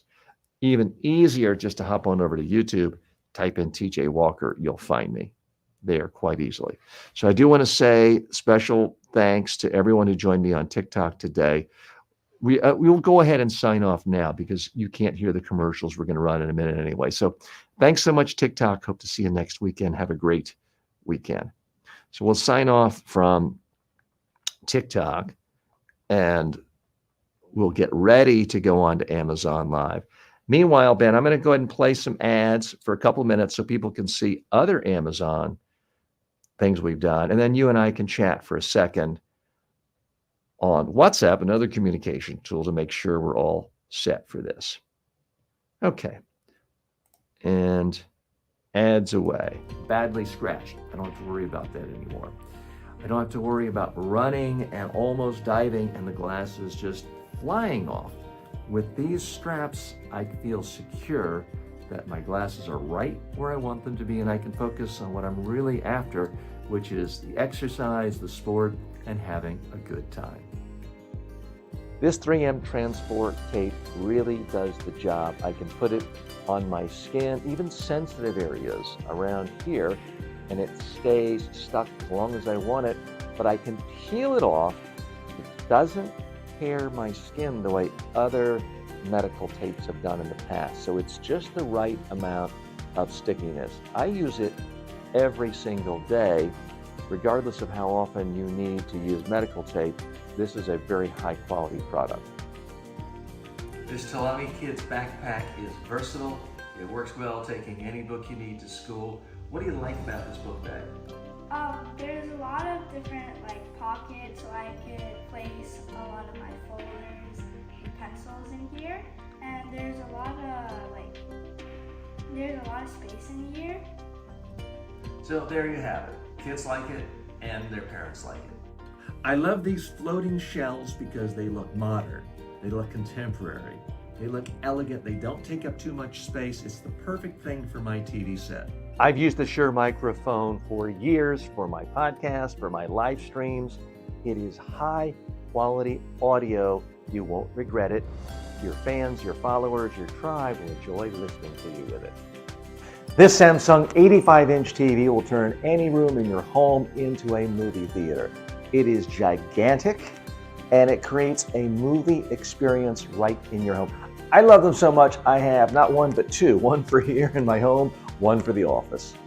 This Dell laptop is very powerful. I use it every day to simulcast my show on public speaking skills all over the world. I've had to almost overwhelm it, putting in cameras and mics and so many mixers, and yet it handles everything perfectly. I'm so pleased that I've not had any technical problems. It hasn't been overwhelmed. It doesn't just decide not to work one day. This laptop has worked for me efficiently, no matter what demands I put on it, every day for the last year and a half. If you're looking for a reliable laptop, Dell really does know laptops. This Hydra Peak thermos seems like a part of the family. I use it every day. I carry it with me to the pickleball court every day. I live in South Florida where it is hot and muggy, and it's important to me to be properly hydrated. I don't want to rely on a vending machine that's peddling other stuff. I want to take my own filtered water. That's why I use this Hydra Peak. It does a fantastic job. It's durable. I've dropped it many times, have a dent or two in it. It still works perfectly. If you're looking for a thermos that is durable, sturdy, doesn't leak, I don't think you can go wrong with a Hydra Pack. Are you looking for something light and easy to take around to bring your music to your next party, beach, barbecue, pool event? This speaker does the trick. I've had this for several years. I've used it countless times with friends, family members, gatherings we've had, and it turns any normal gathering into more of a party. It sounds great without me having to lug around big speakers or find outlets. It holds its charge, it lasts for hours, it sounds great, it syncs up easily and quickly to my cell phone. I'm not the greatest tech wizard, but it's easy to use. If you want a nice sounding speaker for your events, home, office, out at the beach, this speaker will do the job. Reading is important to me. That's why I love this reading lamp. It's very flexible. You can adjust up, down. You can adjust how bright or dim it is. Hi, I'm TJ with the TJ Walker Success Channel, and so much of my success I give to reading a lot. I like to read. Okay, we are back live again. Speaking of that ad you just saw for that reading light, I had to laugh because I won't say who, but someone in my family knocked over that very lamp next to my bed a couple of days ago, broke it, shattered it. And it's fallen many times. It never broken before. I don't think it was the problem of the lamp, but it broke.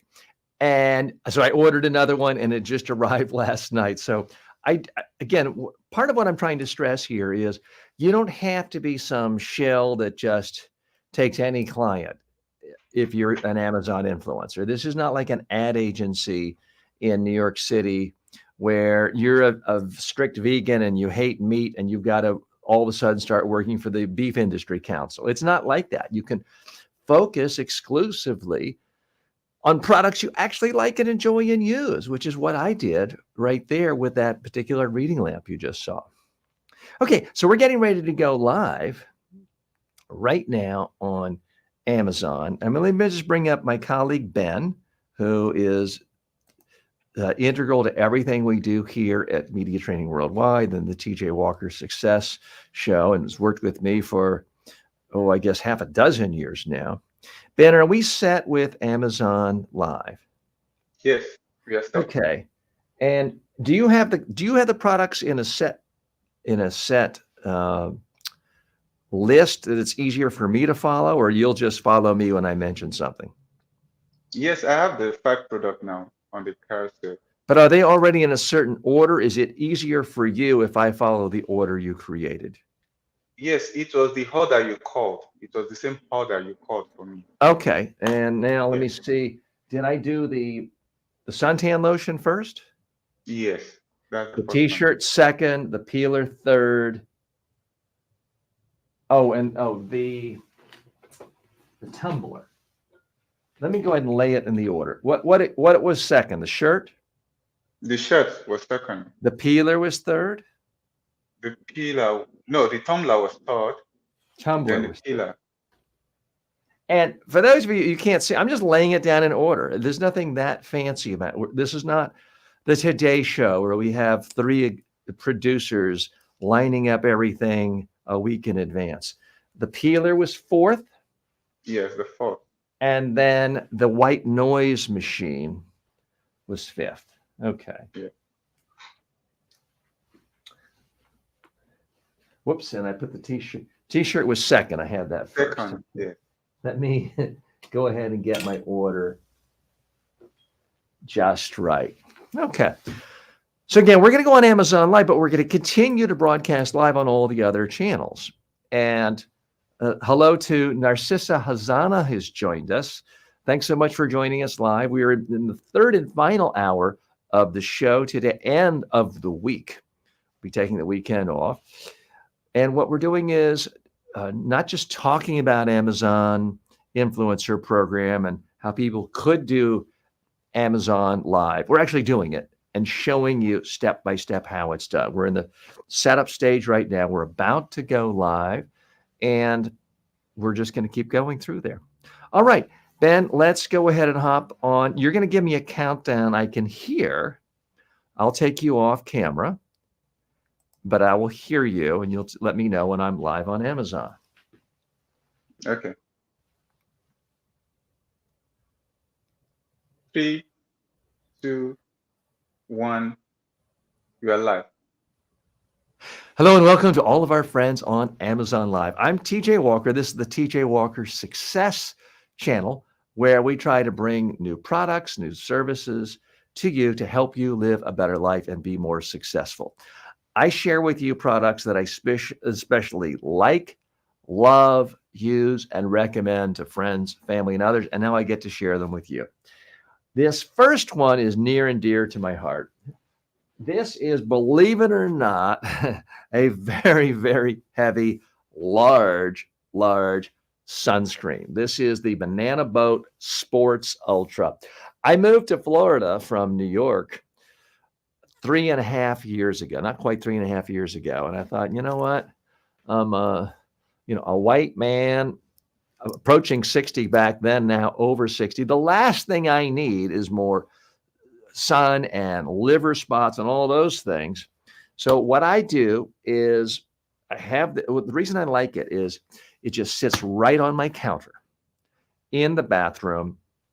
I have this twisted now so it doesn't make a mess on me, but I don't have to take a lid off.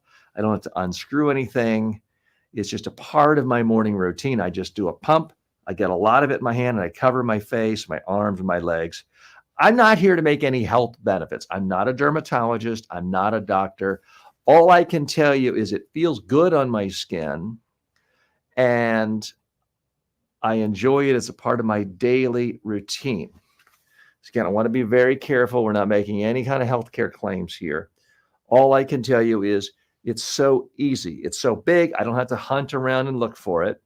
It sits on my counter. One pump, it's always there. And it lasts quite a while. Now, I used it every single day. And the first gallon lasted for quite a while. And now I'm on my second one. So if you're looking for an easy way of accessing sunscreen and you know you're going to be putting it on every day, or you just want it as comfortable lotion, this is an easily accessible bottle and goes on well. I enjoy it. So that's the first product I enjoy a great deal. Now, I mentioned I'm in South Florida. It's hot here. And my wife and I have recently taken up pickleball. I say recently, the last couple of years. We play almost every day. So I go through a lot of t-shirts. Here's one t-shirt I do like, and for many reasons, not just for playing pickleball, but it's the Adidas all cotton shirt. Now, I actually sleep in this shirt. I go out to dinner in this shirt. It has a simple elegance. Now, it's hard to see there because it is a dark lettering on a navy blue, but it's Adidas. Adidas is a brand that I've known, loved, and trusted since the mid 1970s. I still remember my first pair of Adidas shoes. I think I was about 12 years old, going into fifth grade, and it was a white shoe with stripes on it, and I just thought it was so cool. And so Adidas has had kind of a warm spot in my heart ever since. Some t-shirts, let's admit it, you wash them a few times. This one, again, it's several years old. It feels really comfortable. It looks good. I like it. I don't think you can go wrong if you are looking for a t-shirt. Okay, this next product that I like, that I enjoy, it's used for, shall we say, liquids. If you want to measure liquids, if you're in the kitchen and you're making food or a drink and you want to put exactly 2 ounces of a liquid in, this measured, it's 2 ounces. You pour it in. If you want just 1 ounce, you put it in. So it's simple. I have several of these. I like to have them around the house. There are certain times when I want to be very precise on the exact amount of liquid I want to put into something I'm making, baking, or drinking. So very, very helpful tool here. The next thing, and I'm going to say the best for last. It's a exciting new tool that I just bought, but this is more of a staple I think anyone would have in their house or should have. It's a kitchen aid, and it's a way of scraping the peel off. It's a peeler. My daughter doesn't like to eat carrots that aren't peeled. This does. Sometimes she wants her apple or pear peel. This easily pairs it. KitchenAid, a brand we all know, love, and trust, has been around, quite reliable for some time. And that's why I do, in fact, like it. It's a part of our household in our kitchen. We've had it for a long time. Works really well every time. Okay, now, this final product, I just found out about this not that long ago, and I was so excited I had to go out and get it. This is a white noise machine, but it's entirely portable. Look how light it is. And yet it has really good power to it. It has tremendous volume. I mean, listen. It's also adjustable. Now, I have used standard traditional white noise machines for many years because sleep is very important to me. It's important at home. I live in a downtown area in a city where there can be sirens and fire engines late at night. There are tourists coming by, or they can be reveling in the streets. I don't hear it at all because I use a traditional large white noise machine. I purchased this recently because I was about to travel some more and I got tired of traveling with the large one. Thought, well, let me get a little portable one. It's probably not going to be as good, but this is really powerful. It's just as good as the bigger, powerful one. It comes with its own charger. You plug it in, but you can take it on a short trip, not even take the charger, and it's going to work really well. What I love about this is it gives me control over my sleeping environment. I see so many so-called experts on travel, and they give advice like, well, when you're checking into the lobby, ask the person checking you in to please don't put you in a room that's next to the elevator because the elevator can make noise and people can be coming in and off. Or please make sure I'm not in a room that is facing the highway. Or all these things trying to control outside variables. What I love about the portable white noise machine is none of that matters. I don't have to waste time on that because if there's outside noise from a street, an elevator, a siren, I'm not going to hear it. I'm using the white noise machine. So if you haven't used one before, I'd highly recommend it. Now, I'm not a medical doctor. I'm not here talking about the healthcare benefits of getting a good night's sleep. I'll leave it up to you to do research on that, although I think it's pretty obvious. But I can tell you it's just more enjoyable once you go to sleep to not wake up until you want to. It's much more enjoyable to be asleep and not have loud sounds from outside your room or even inside your room to wake you up. You may have a partner who snores. This is going to drown things out. One of the reasons I first got a white noise machine was that my wife is a very, very light sleeper. I tend to get up much earlier than she does. So when I would get up, no matter how much I kind of tiptoe, it would wake her up. Well, I would feel bad waking her up. I don't want to wake her up. Having a white noise machine on makes it so she doesn't hear me get out of bed. Now, I still try to be as quiet as possible, but I'm not tiptoeing quite as much because just natural movement, natural walking is not louder than the sound of a white noise machine. So like I say, I've used a bigger, more traditional one for years, but this one is so lightweight, so simple. And I love the fact that you can actually adjust the volume. Now, there are other tools on here as well. I see a music one, a light one.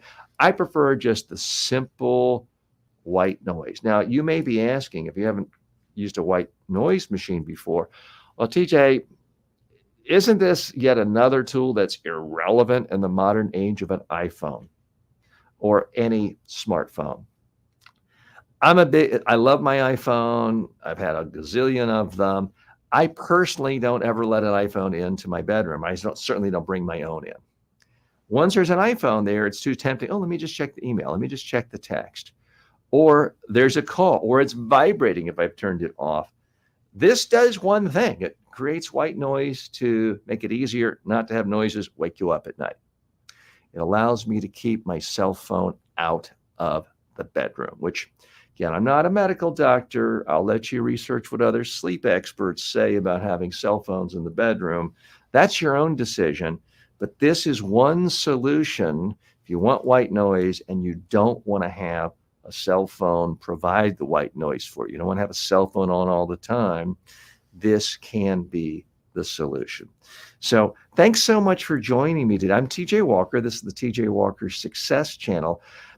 I've been very happy to be a part of the Amazon Influencer Program now for just a little over 3 months. And it's an exciting program. It's so nice to be on the same platform where Martha Stewart or Paris Hilton or other people who well-known influencers for decades can share the floor with newer influencers and people who've not been at it as long. So it's very exciting to be a part of this platform. And I really enjoy this live component where we can talk to you. If you have a question about my experience with any of these products, you can post it right there in the Amazon chat. And Ben, you're monitoring that because I am coming to you from our studio and I'm not looking at the app right now. But Ben, you'll let me know if any chats come in or any questions come in. Again, I'm not the manufacturer of any of these products. What I can do is simply share with you my experiences using these products.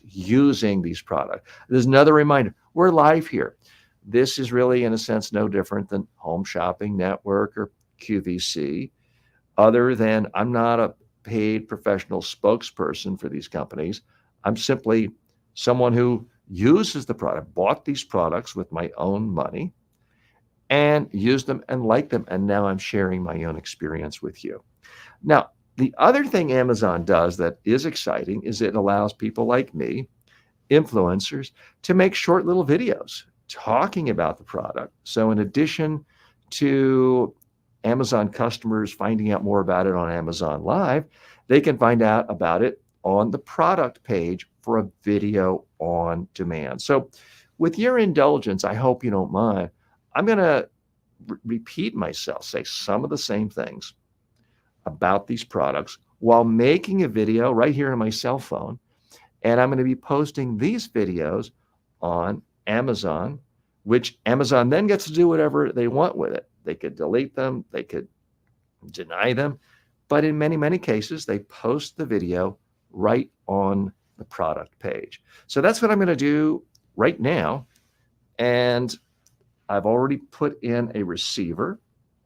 So I'm going to do this right here on a little cell phone because iPhones these days have pretty good quality.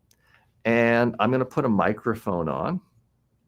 So if you're watching me on Amazon Live, I'll be talking about the same products again, trying to get to the essence of what makes it really helpful and useful. So I've turned my little microphone on. You're hearing me through a fairly fancy, expensive, unidirectional, I believe, shotgun mic. This is just more of a simple microphone, which I also got on Amazon and already have an ad for that. Won't be talking about that today. So I'm going to put a microphone on. I'm going to step back. Well, I'll move this way so I can still be on camera with you, because I don't want you to feel left out if you're joining me on Amazon Live. So I'm framing this so I'm capturing the video with my cell phone. So I'm going to do this in reverse order and talk about, and I forgot the actual name of this, but you can see the link right there in the carousel. So if you want to get this, you can go ahead and buy it today. If you're watching live, if you're watching this on demand, you can get it as well. Again, this is a product I haven't had as long, but I'm extraordinarily impressed with how light it is and how powerful the sound is. What I'm going to try to do when I'm making this video, the short form video for the Amazon Influencer Program, is actually play the sound again to give you a sense of what it sounds like. Okay.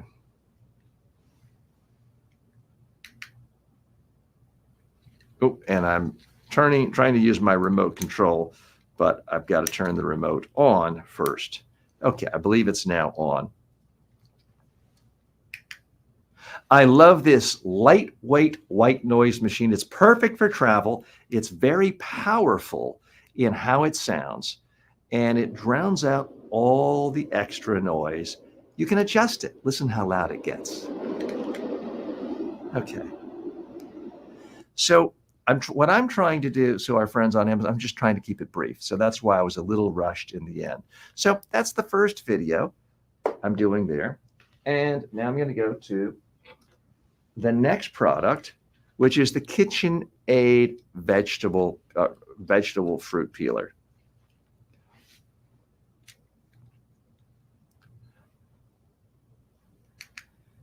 In my household, vegetables, fruits, very popular, but sometimes people like it without the peel. This KitchenAid peeler does the job every time. It's a staple of our kitchen. Just something relatively simple and short. That's why I'm happy that so many of you have joined us live on Amazon and are watching this on demand, as we can go into more detail with that. And so let me share the next product. Let me get my remote control, which I've just dropped. But again, thanks so much for our friends on Amazon Live who've joined us. Take a look at any of the products in the carousel. I've talked about them earlier. I'm talking about them again now, briefly, as I make some short form videos for the Amazon Influencer Program. Gives you a chance to hear a couple more tidbits about each one. Sometimes you want to know exactly how many ounces of liquid you're putting into a food or beverage that you're preparing. I love this simple tumbler. 2 ounces here, 1 ounce here, measures it perfectly every time. So the tumbler. And now I'm going to do the Adidas t-shirt.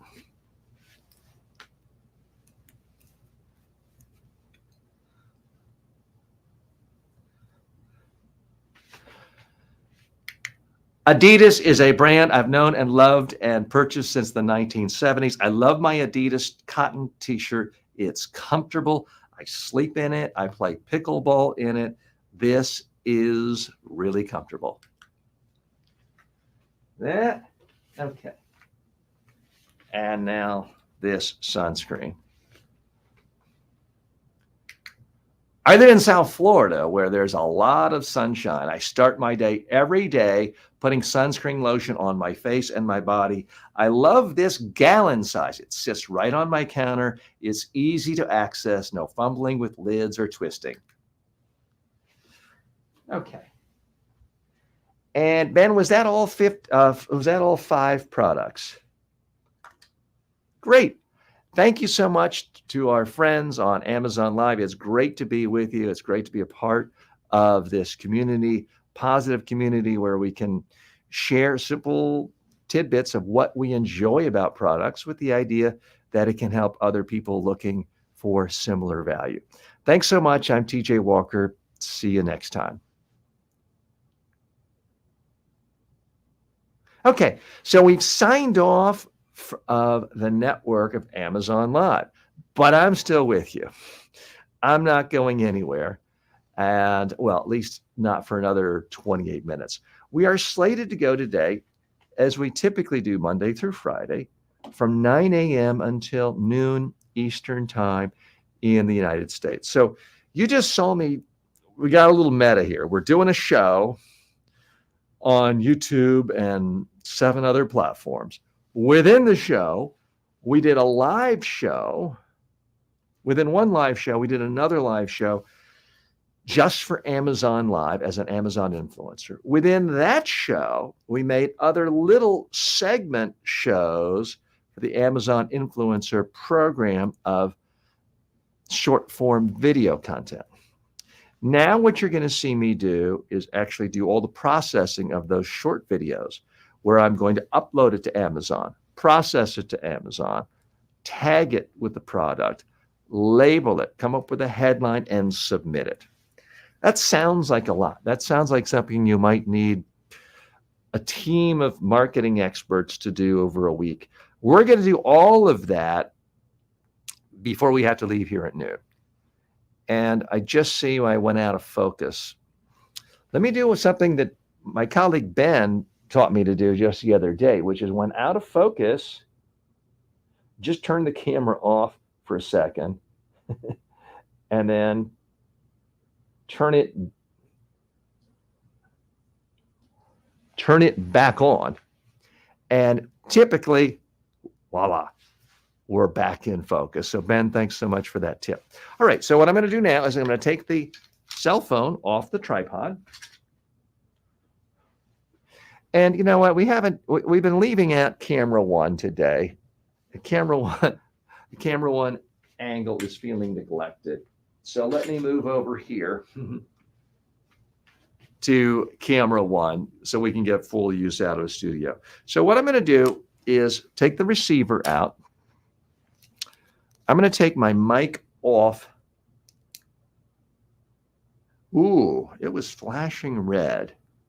That means I need to really check the audio because there is a chance that we have bad audio on here.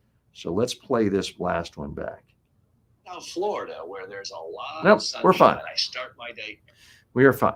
So let's walk through the process. Those of you who've seen this before kind of know how this goes. This is not the most exciting, riveting television Mr. Beast YouTube video. It's a step-by-step process. I'm doing it every day, and I want you to see this is how you can do it. It's not hard. It's not as simple as just showing up, hi, I'm the big star celebrity, here's the product, leave in a limo and go away and get a big check. It's not that simple. But it's not that hard either. And I'm hoping by showing you every step of this process, I'll motivate some of you to want to try to become an influencer on your own, whether it's for Amazon, Facebook, TikTok, Walmart, Target, whatever store, whatever platform you enjoy the most. Why not start? Because it is a way where you can practice your speaking, speak in front of more people, get seen by thousands of people, and make some money. Please note, I'm not promising you're going to get rich quick by this. Okay, so I'm going to turn on my phone. I'm going to go to Safari. I'm going to type in Amazon. I'm going to go to my page. I hit create content, I hit photo. I hit post photo, video photo. I now go to the photo library. I now click the most recent video. I hit done. It's uploading the video and processing the video. It's doing that right now. Once it does that, it will flip to another screen within my Amazon account and allow me to tag it and label it. So this is kind of the slowest process. If you have any questions about this, you can post them right now in StreamYard, and I'm happy to take a stab at it. Again, I don't work for Amazon. Let me be very clear. I'm not in an official joint venture relationship with them. I'm not an official partner of Amazon. I am simply someone they have an affiliate relationship with as an Amazon influencer, which is what they call that. So it's uploaded. I'm now going to go to my recent orders. I see the product. I add the product. I hit done.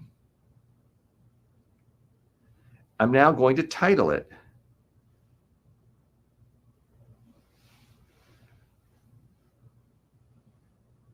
The perfect lotion for daily use and convenience. So I'm not saying sunscreen there because Amazon specifically doesn't want you making any healthcare claims. And I do believe, if my memory serves correctly, that one or two of the influencer ads I did for other sunscreens, one specifically for the face, were disallowed because they don't want anyone to accuse them of putting out misleading health information. And I don't want to be accused of giving misleading health information. But I think, lotion that feels good, convenience, ease of use, I think I'm on pretty safe ground. Now I go to the next one. I hit post video, photo library. And Ben, I know you got a lot of things to do, so let's say goodbye to Ben. Thanks a lot.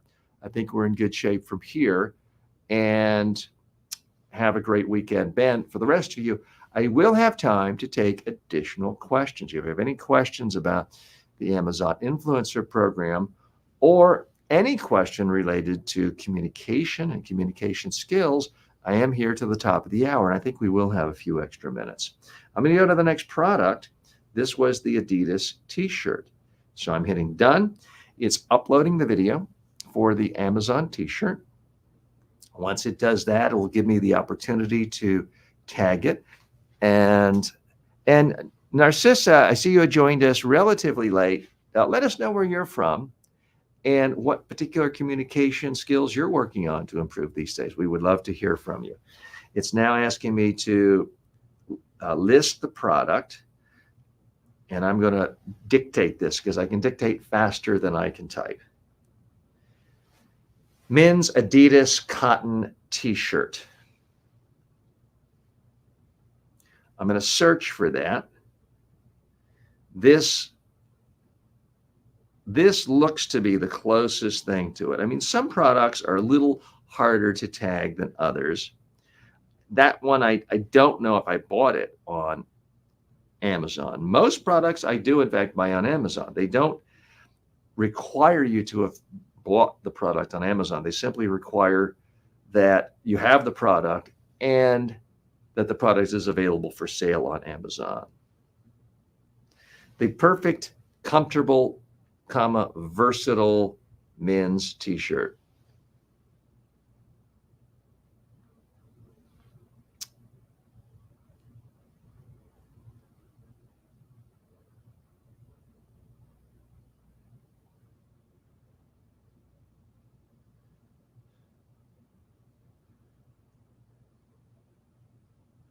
T-shirt for men. So that one was a little awkward because as I dictated, it put in an apostrophe for men's. And for whatever reason, Amazon has a setting that their titles cannot have an apostrophe. So I went back and put in men t-shirt, and it did autocorrect putting in the apostrophe. So that's a little bug, I would say. Ideally, they would fix that because it is somewhat inconvenient. Now we go to the next product, photo library. And now we're with the tumbler, the 2-ounce tumbler, 2-ounce and 1-ounce tumbler.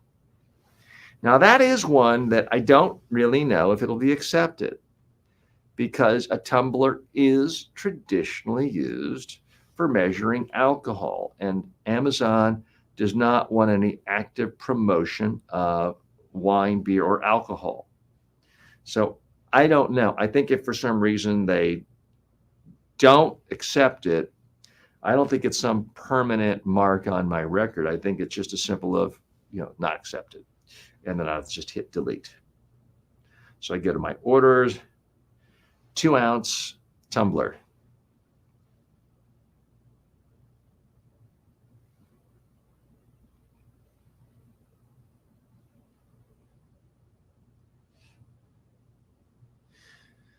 So it's called a Winko Jiggler. I hit add product, I hit done.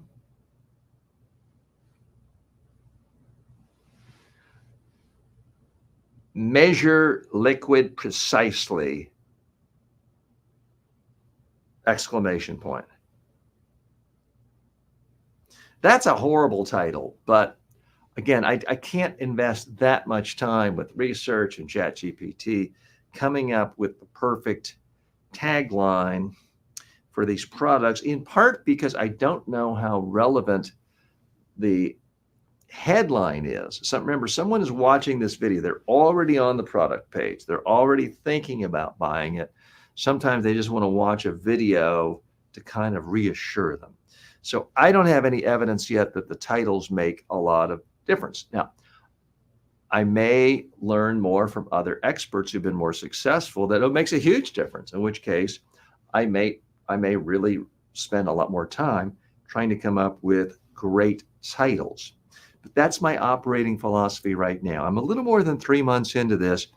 I'm still in what I would call a test phase, where I'm experimenting, testing a lot of different products.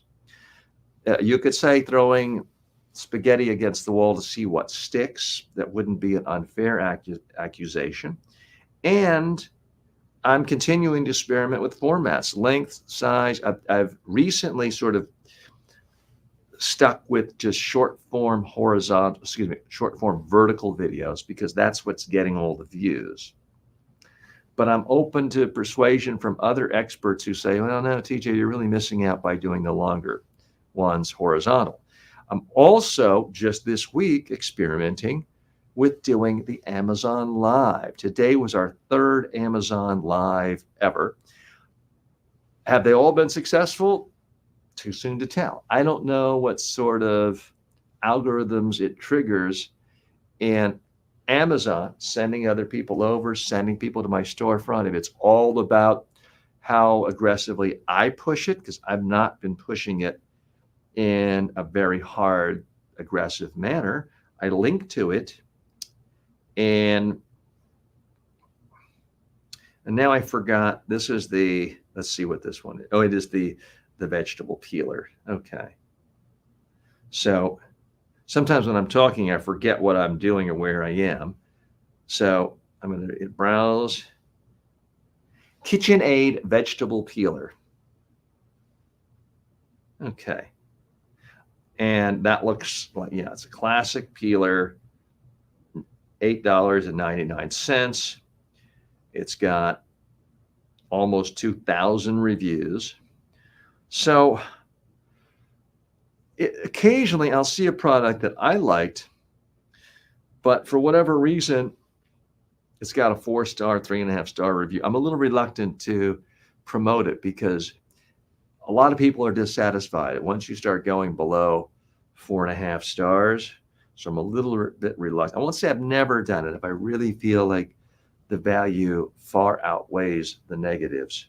But it does give me some sense of reassurance when I see a product has more than 1,000 reviews and more than a 4.5 rating.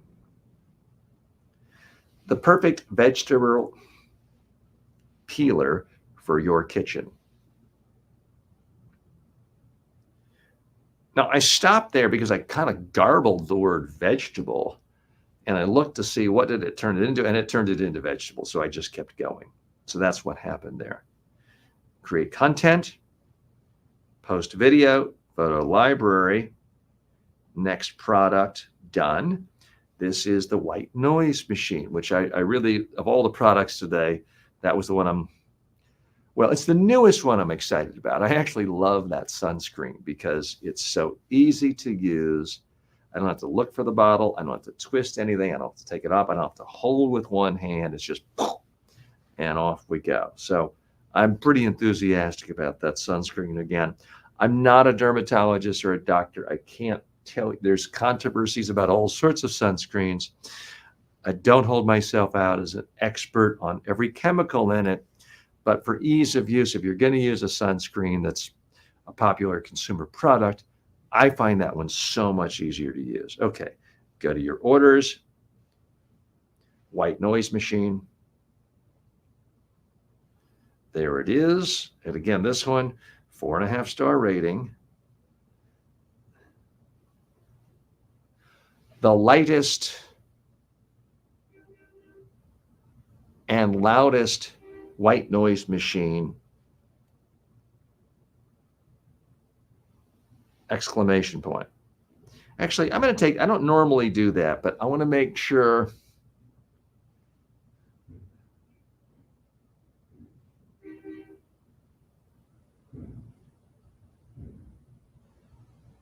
Extremely light and loud, comma, adjustable white noise machine for travel.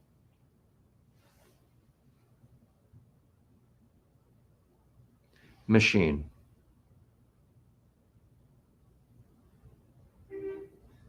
Okay. So the first one was too long. I had to backtrack. And I wanted to make sure I didn't say it's the absolute loudest, because then Amazon might think, well, he's making bold claims that can't be supported. In truth, I can't. There may be a louder one out there. All I could tell you is to my ear, it sounded very loud. So I switched it to loud, extremely light and loud. That is something 100% verifiable. So I do feel very good about that. Okay, so that kind of concludes our Amazon influencer program for the day of me demonstrating things. We have a few minutes left. And Ben, I do see you're still there. So with your indulgence, let's go through and review a few more of the short videos. We started doing that yesterday. For those joining us, what we're trying to do, let me just move the pad that I stand on to give extra comfort to my feet. What we're trying to do is to figure out how can we do a better job of putting out YouTube Shorts, TikTok Shorts in a format that will reach more people and help more people. So that was that a URL you gave me yesterday, or do I actually have those videos now? And Ben, since you are here and we are going to be leaving in just 10 minutes, let me go ahead and put you on screen so we can have essentially a working producers meeting right now. Again, if you're just joining us, I'm TJ Walker. This is the TJ Walker Success Channel. This is where we try to help people become better at communication skills and more confident at communication skills. So we have live sessions here every day, 9 a.m. to noon, where we answer your questions, do demonstrations, conduct mini workshops, and also actually create and shoot the content we later edit for our YouTube Shorts and long videos and videos for other social media content. So, Ben, do you have that link, or do you want to post it in for me to? Yeah, I'm posting. By the way, we've made you an administrator now, so you can post it without having to go to the private chat. But I see you posted in the private chat. So let me go to that. Oh, this is the second one. We hadn't finished the first one. Yeah, the first one is up there. So let me go to the first one. Okay, what number did we get to yesterday? We stopped at U12. 12. So we're going to go to 13. Let me share the screen. I'm going to hit share screen. I'm going to hit share audio. And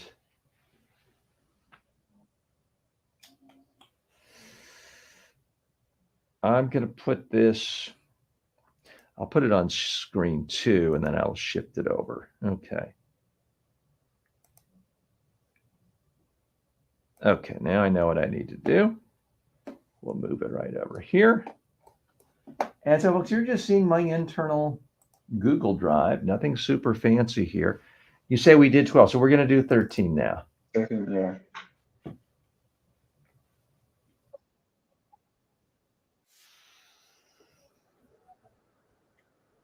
We are not hearing the audio.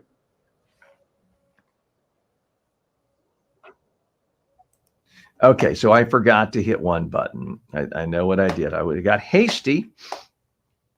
And folks, we are using a StreamYard app here, which is the preferred app for streaming by a lot of top YouTubers. The one thing I don't like about it, though, is when you're sharing, and I'm sure they have a perfectly good technical rationale, but when you are sharing a screen and you want to share the audio, you have to hit a share audio button twice, which it's just so easy to share it once. And you tell yourself, well, I hit the button to share audio. I'm in good shape. And because you didn't do it twice, you don't hear it. To me, that is something that is less than ideal. So let's watch this again. Now, I see already that this is a 50-second video. So, Ben, to be honest with you, I'm getting scared, especially after my analysis the last 24 hours of videos of ours that have gone well in the last 2 months. No, in the last 3 months, for the most part, have all been 23 seconds or less. So when I see 50 seconds, I'm getting scared already. Let's go in with an open mind and play it. And by the way, if you're joining us watching, we'd love to hear your opinions. Do you like it? Do you not like it? Do you think we should can it? Do you think we should edit part of it? Because something that did happen when we were reviewing yesterday, Ben, is we could see, okay, some of these videos are good, but we can just delete the last 10 seconds. So instead of being 34 seconds and too long and dragging, we make it 24 seconds and it can really work. So let's watch this one. So how can you prevent technical glitches or mishaps with your equipment during a presentation? The short answer is you can't, but you can dramatically reduce the chances of a mishap occurring. The way to do that is you need to rehearse. I don't mean looking at your laptop the night before and just going through the slides. I mean, you need to get to the venue if it's an in-person presentation, use the actual computer, the actual projector that you'll be doing in real life, and do a full-fledged rehearsal. Let's work out the kinks now, because every computer can be a little bit different. The other thing you need to do is to get ready to present even if you have no technology. If your slides disappear, if the computer goes down, you need to just speak to people in an interesting, compelling way. Okay. So, Ben, I have conflicting feelings about this. My first feeling is I love it. It's really important. This would truly solve so many people's worst moments of their entire professional career, because I've seen so many people get up, not practice their presentation. They're maybe speaking to the largest audience of their career, a huge industry conference. They're at a major hotel in Las Vegas or Orlando, and they've got some video or some element that they've worked on for 6 months. Now they hit play and all of a sudden nothing. And they're mortified and they're sweating and they're hunching over their computer. So it's a really, really important message. And I wish somehow I could get this out to people. So that's the positive side. The downside is, based on my analysis, especially in the last 48 hours of everything that's working and not working for our channel across social media, this is not going to work. It's too long. It's too draggy. It's too much of sort of eat your vegetables, hearing people hearing stuff they don't want to hear. People do not want to hear, get to the venue and practice. They don't want to hear it. By the way, hello, Alfred. Alfred's joining us from, and forgive me, I continue to forget how to pronounce. I'm begging you, Alfred, could you just please come on screen with us once and tell us how to pronounce the name of your country? Because I don't know if it's Meretricious or Meretrus. I should know that. I've worked with clients of the United Nations from there, but I just don't know how to pronounce it. So, Alfred, if you could come on just for a moment, we'd very much appreciate that. So, Ben, back to this one. I also was listening carefully. I don't think it works if we just stop after 26 seconds either, because it does flow. It does connect. It does make sense as a whole for 50 seconds. But correct me if I'm wrong, Ben, in the last 7 months of you and me putting a lot of effort into short form videos, I don't think we've had maybe one or maybe 0 videos 50 seconds long do well. So I kind of hate putting out a video knowing hardly anyone's going to watch it. On the other hand, it's a really important message. I think, Ben, what we may have to do is come up with a category of putting out videos. Oh, by the way, Alfred is asking how to join us. Ben, if you could just put the link in for him again. Alfred, we do have the link to StreamYard in the comments, but Ben will post it in. All you'll have to do is click it and you can come on. Ben, I think we need to come up with a category of videos we think are important, but we think are not going to get a lot of views. And maybe that's the Saturday afternoon one. I don't know. Where we kind of know, okay, this time slot is kind of like, what television stations think of as their, 2 a.m. slot. They're not trying to get a huge audience, but there's something there. It's something they want to put out. Maybe that's when we put it kind of an off time. Thinking, okay, it's important content. Maybe we can optimize it for long-term SEO, but it's not going to get that instant rush of 5 hours after we post it, 2,000 people watch it in an hour. It's not going to be that. Because I kind of feel bad if we just junk it. We spent time, money, energy thinking of it. My part, editor's part. I'm not comfortable just throwing it away. But I also know we got to get better at refining things, what we put out. So let's put that in a category of we'll use it, but we don't want to just use it in a regular, Tuesday afternoon when our Tuesday morning one didn't even do that well. We don't want to set off a negative spiral. Hey, Alfred, we have to sign off now. We've been on for 3 hours, and my wife has an expression that may be applicable to some of you around about now, which is too much, TJ. We're getting to that point of the day where we all got to do better, not better things, more things, different things. So we're going to sign off in just a minute. I'll give you a moment, but if you're going to join us, click now. We're not going to ask you to tap dance or give a big speech, but I would love to know the correct way of pronouncing your country. And with a lot of countries, there can be debate. I mean, I've debated with people for years of the correct way of pronouncing Qatar. Some people say Qatar. Some people say Qatar.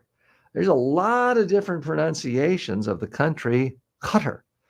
So I once had I won't say why, but I once had the privilege of being with the Queen of Qatar. And so I asked her, I said, how do you, and they go by a different name of the royal, I believe, consort, but she's essentially the queen of the country. So I asked her, how do you pronounce the name of your country? She said, TJ, it is pronounced Qatar. So I try to be respectful of how people who actually live in a country and have ties to it pronounce it. So, but Alfred, I don't see you, and we're now at noon. So Alfred, please join us Monday all of you joining us today, thanks so much for your time. We appreciate your time and your attention. Your attention is extraordinarily valuable. I hope you've gotten some value out of this. So if you haven't done it yet, please like this video, subscribe to the channel, sign up for notifications, share it, and tell your friends. Also, please be on the lookout. We post new videos, not once, not twice, not 3 times, but often 4 times a day. We post these lives, and then we do 2 short forms and 1 long form video a day. So please be on the lookout for those. Watch them, leave comments. Tell us what's helped. Don't just say nice video, although I like that. Tell me specifically what was valuable out of it. If you think something wasn't good, tell me exactly what that was too. That's helpful. Thanks so much. And I'm hoping all of your communications in life bring you more success. See you live on Monday.